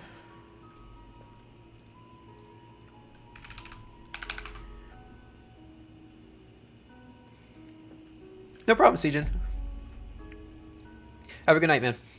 Or good day. I don't know what time it is for you.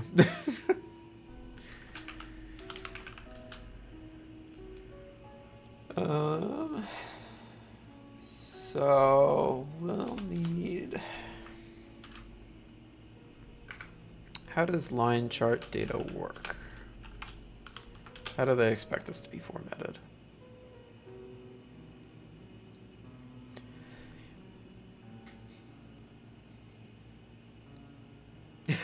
All right. Well, then, good morning, Sejin. Enjoy your day. Catch you some other time.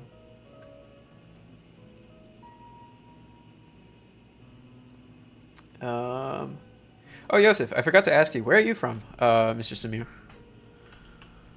If you don't mind me asking. So let's try that. Spots. So are these are just values? Ah, okay. Egypt. Cool, cool. I was I've been to Egypt back in right before COVID. So I what is that? 2020. I was in Cairo and I took a river cruise down the Nile. I forget what cities or locations we stopped at. It's been a while. I don't quite remember, but it was a nice place. Although I will say, out of all the places in the world I visited, Cairo had the craziest traffic. You guys are crazy. Um, so where did I stay? Damietta.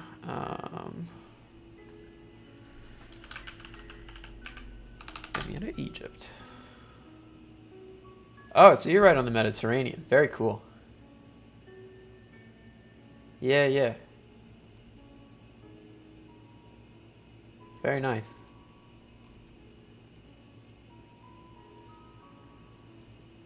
Sweet. Oh, I was in Luxor and Aswan. Yeah, those were the couple places I was. Started in Luxor and then took the cruise down to Aswan or Aswan, however you pronounce it.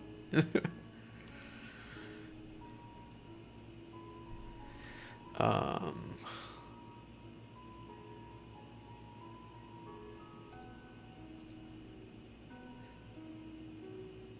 yes, I did. You know, I have to say, you may not like this, but they were smaller than I expected them to be. I come from New York City, where the buildings are really, really tall. So your pyramids, I found them to be kind of small.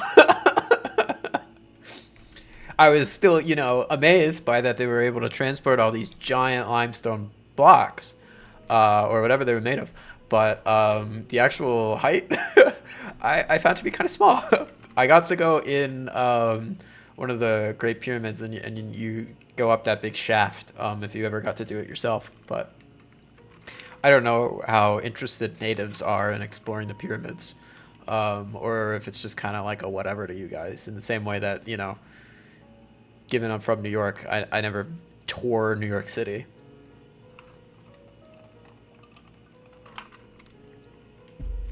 Um,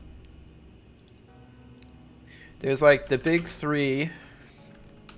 What's the guy's name? Is it Kefet? I'm not remembering. I wish I did. I'm sorry, I'm way past my days of remembering my Egyptian history. Where are your lovely pyramids? I will probably never be able to find them. Just like this. Oh, but then I did.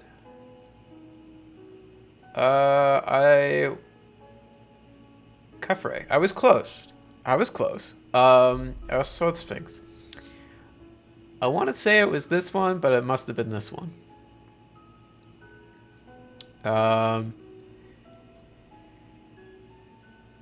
Yeah, it was this one because I remember overlooking the city better that way.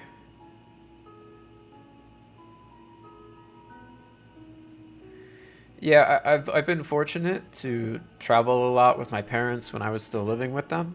So, saw a lot of places, and unfortunately, as I've gotten older, they've faded from memory pretty strongly.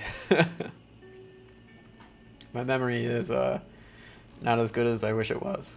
Um, I also was very, very ill during my trip to Egypt. I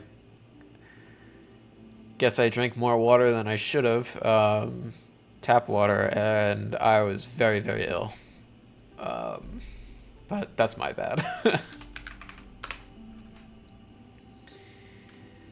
Okay, so now I need a really crazy time series of this stuff. So, nutrient. And I need another map of daytime. And double. And this needs to be sorted. So this can be a splay tree map in here.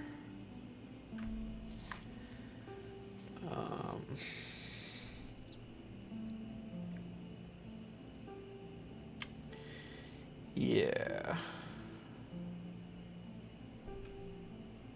Okay. Then we'll do for every,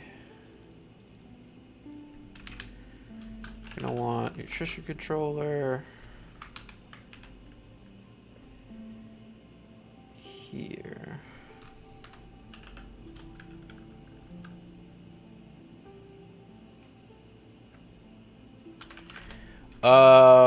No, we're not ready for that yet, Yosef. This app is still very bare bones from what I want it to be. So there's no like in-app purchases or subscriptions or payments or anything like that. I'm not entirely sure what the pricing model is going to be, whether or not we're going to have ads at the bottom. I feel like that's kind of lame. Or there'll be like a premium tier, which is what I'm leaning towards more. At the moment, I don't really know.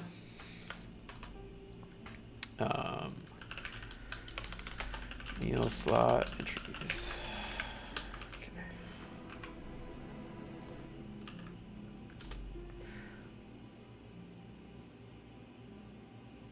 Okay. Then what do you mean? I'm sorry, I don't understand.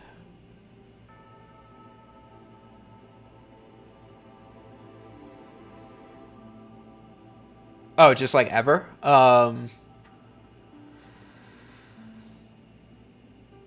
No. I just did in a previous app I used Google AdMob, but I there was no like subscription tier or anything like that. No, sorry. We'll work that in though at some point. Um,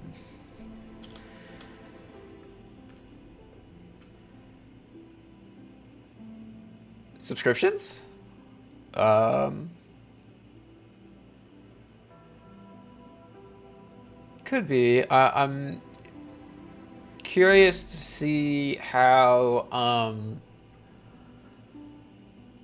if there is any way that you could use some sort of hook so that when a subscription expires, I can have it update my database directly, something like that, and mark them as what they're eligible for. But I don't know. Yeah, I'm sure it is. I would not want to. Not quite yet. So nutrient entry.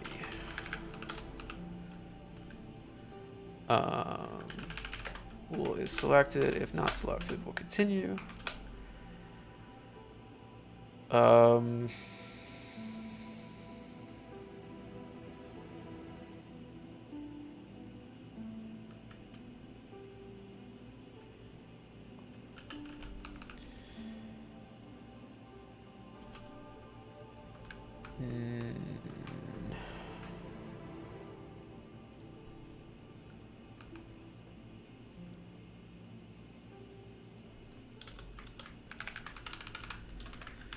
Call that an instance.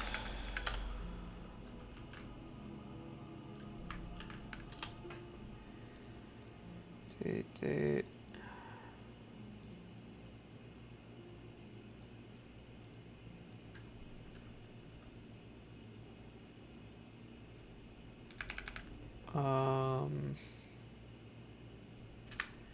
So we should build a splay tree map here. Call it value map, value date map, date value map. Skip that song. It's a little bit much right now. And we'll add it here.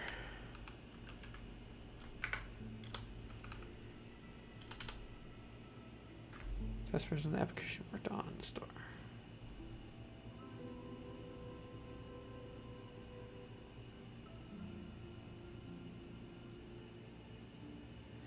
Oh, really? That sucks. Really? That's terrible. How are you supposed to test then? When I deploy the app, I want it all built out.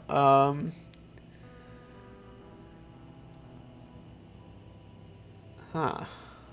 Well, I guess you deploy the test, just the A/B testing, but I think that's it yells at you about that too. It's been a really long time since I deployed to the App Store, any sort of App Store. I work in an enterprise environment, so we have a direct link on one of our sites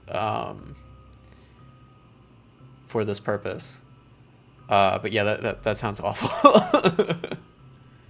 So they just click on a link and it downloads. In this case, mostly it's an iOS app, so they can download the IPA directly onto their iPad that they'd be working on. And that works pretty well. Yeah, exactly.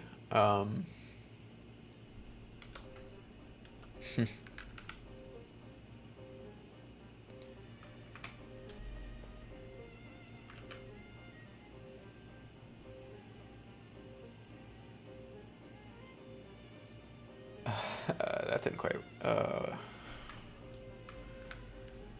Is this even what I want?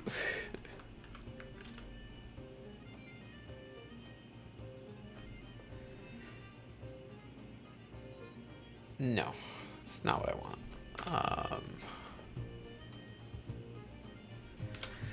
So nutrient data entries.map.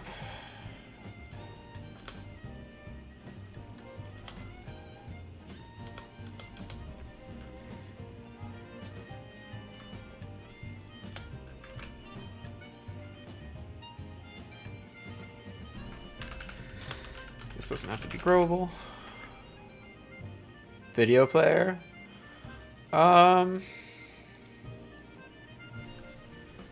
Does Flutter have a built-in video player? Never had to use one. So they have this.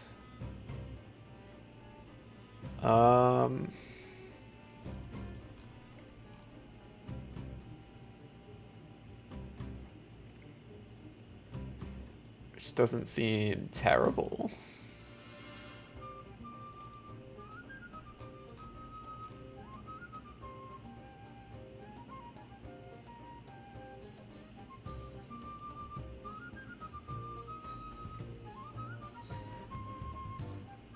I can't see us really incorporating any sort of video player in this app, but yeah, what's the what was so tough about it?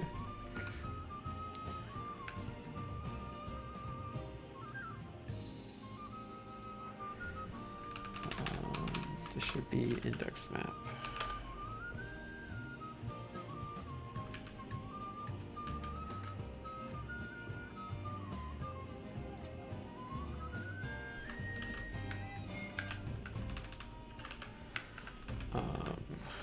Update value entry.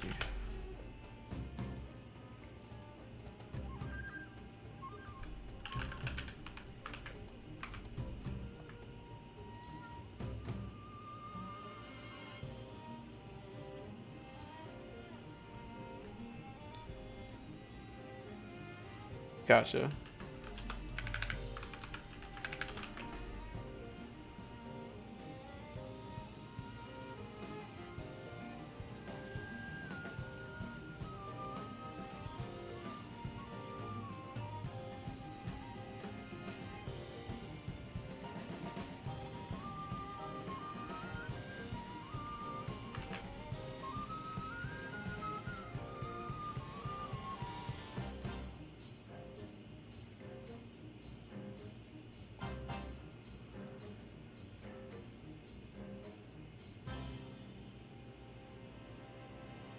Weird, specifically with Huawei?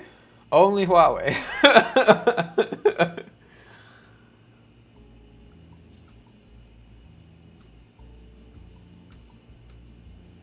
What was the problem? That's so weird.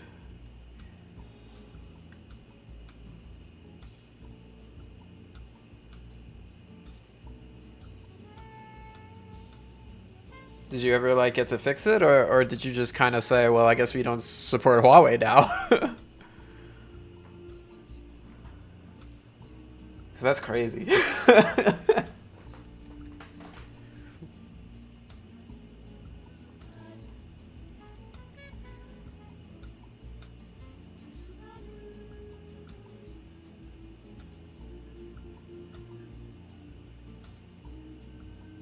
The video itself.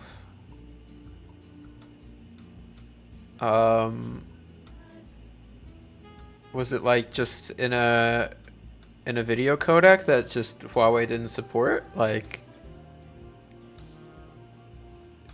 .avi or something stupid like that? That's where my mind goes when you say that.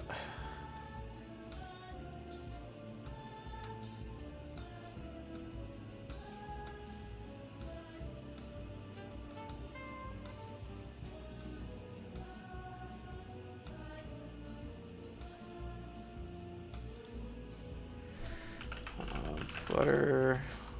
Let's look at that again. I'm kind of curious.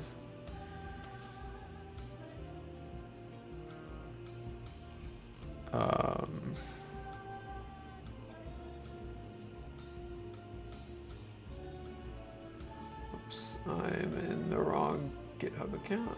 1 second. There we go.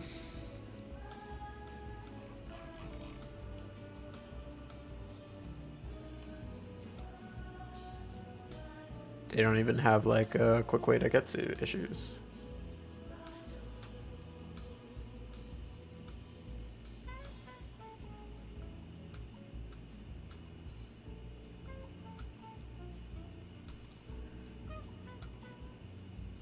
There we go.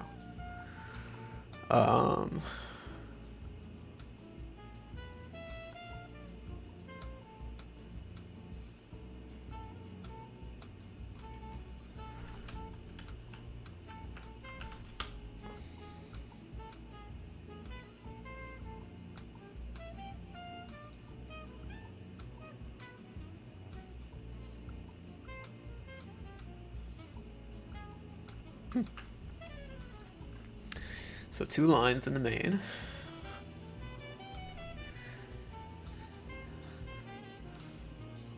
It's quite suspense. I'm in suspense. I'm curious what the lines are. Oh, and thank you, Ambi.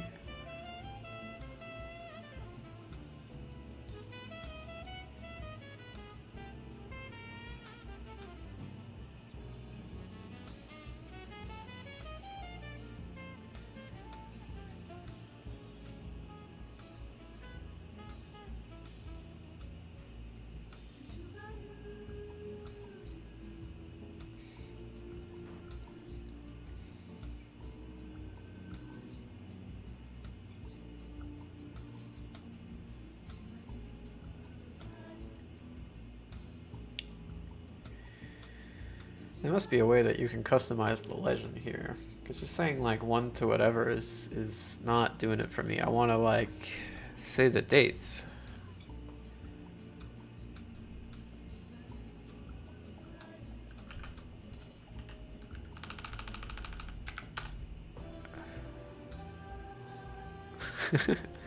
I believe you. You make me quite glad I've never had to work with them yet.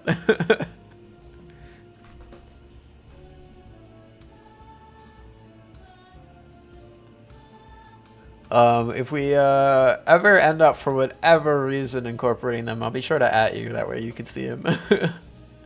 Maybe you could give some advice.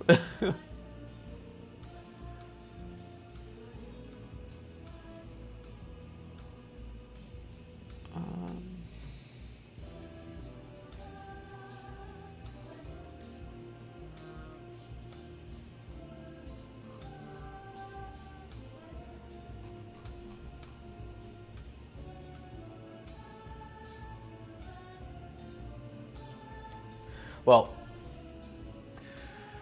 how about we wrap up today?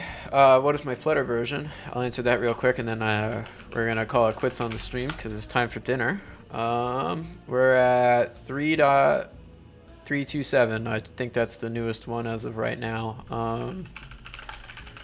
Unless I'm mistaken.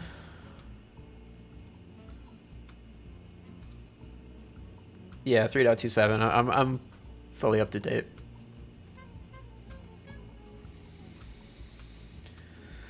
All right, everyone. Thank you for joining the stream.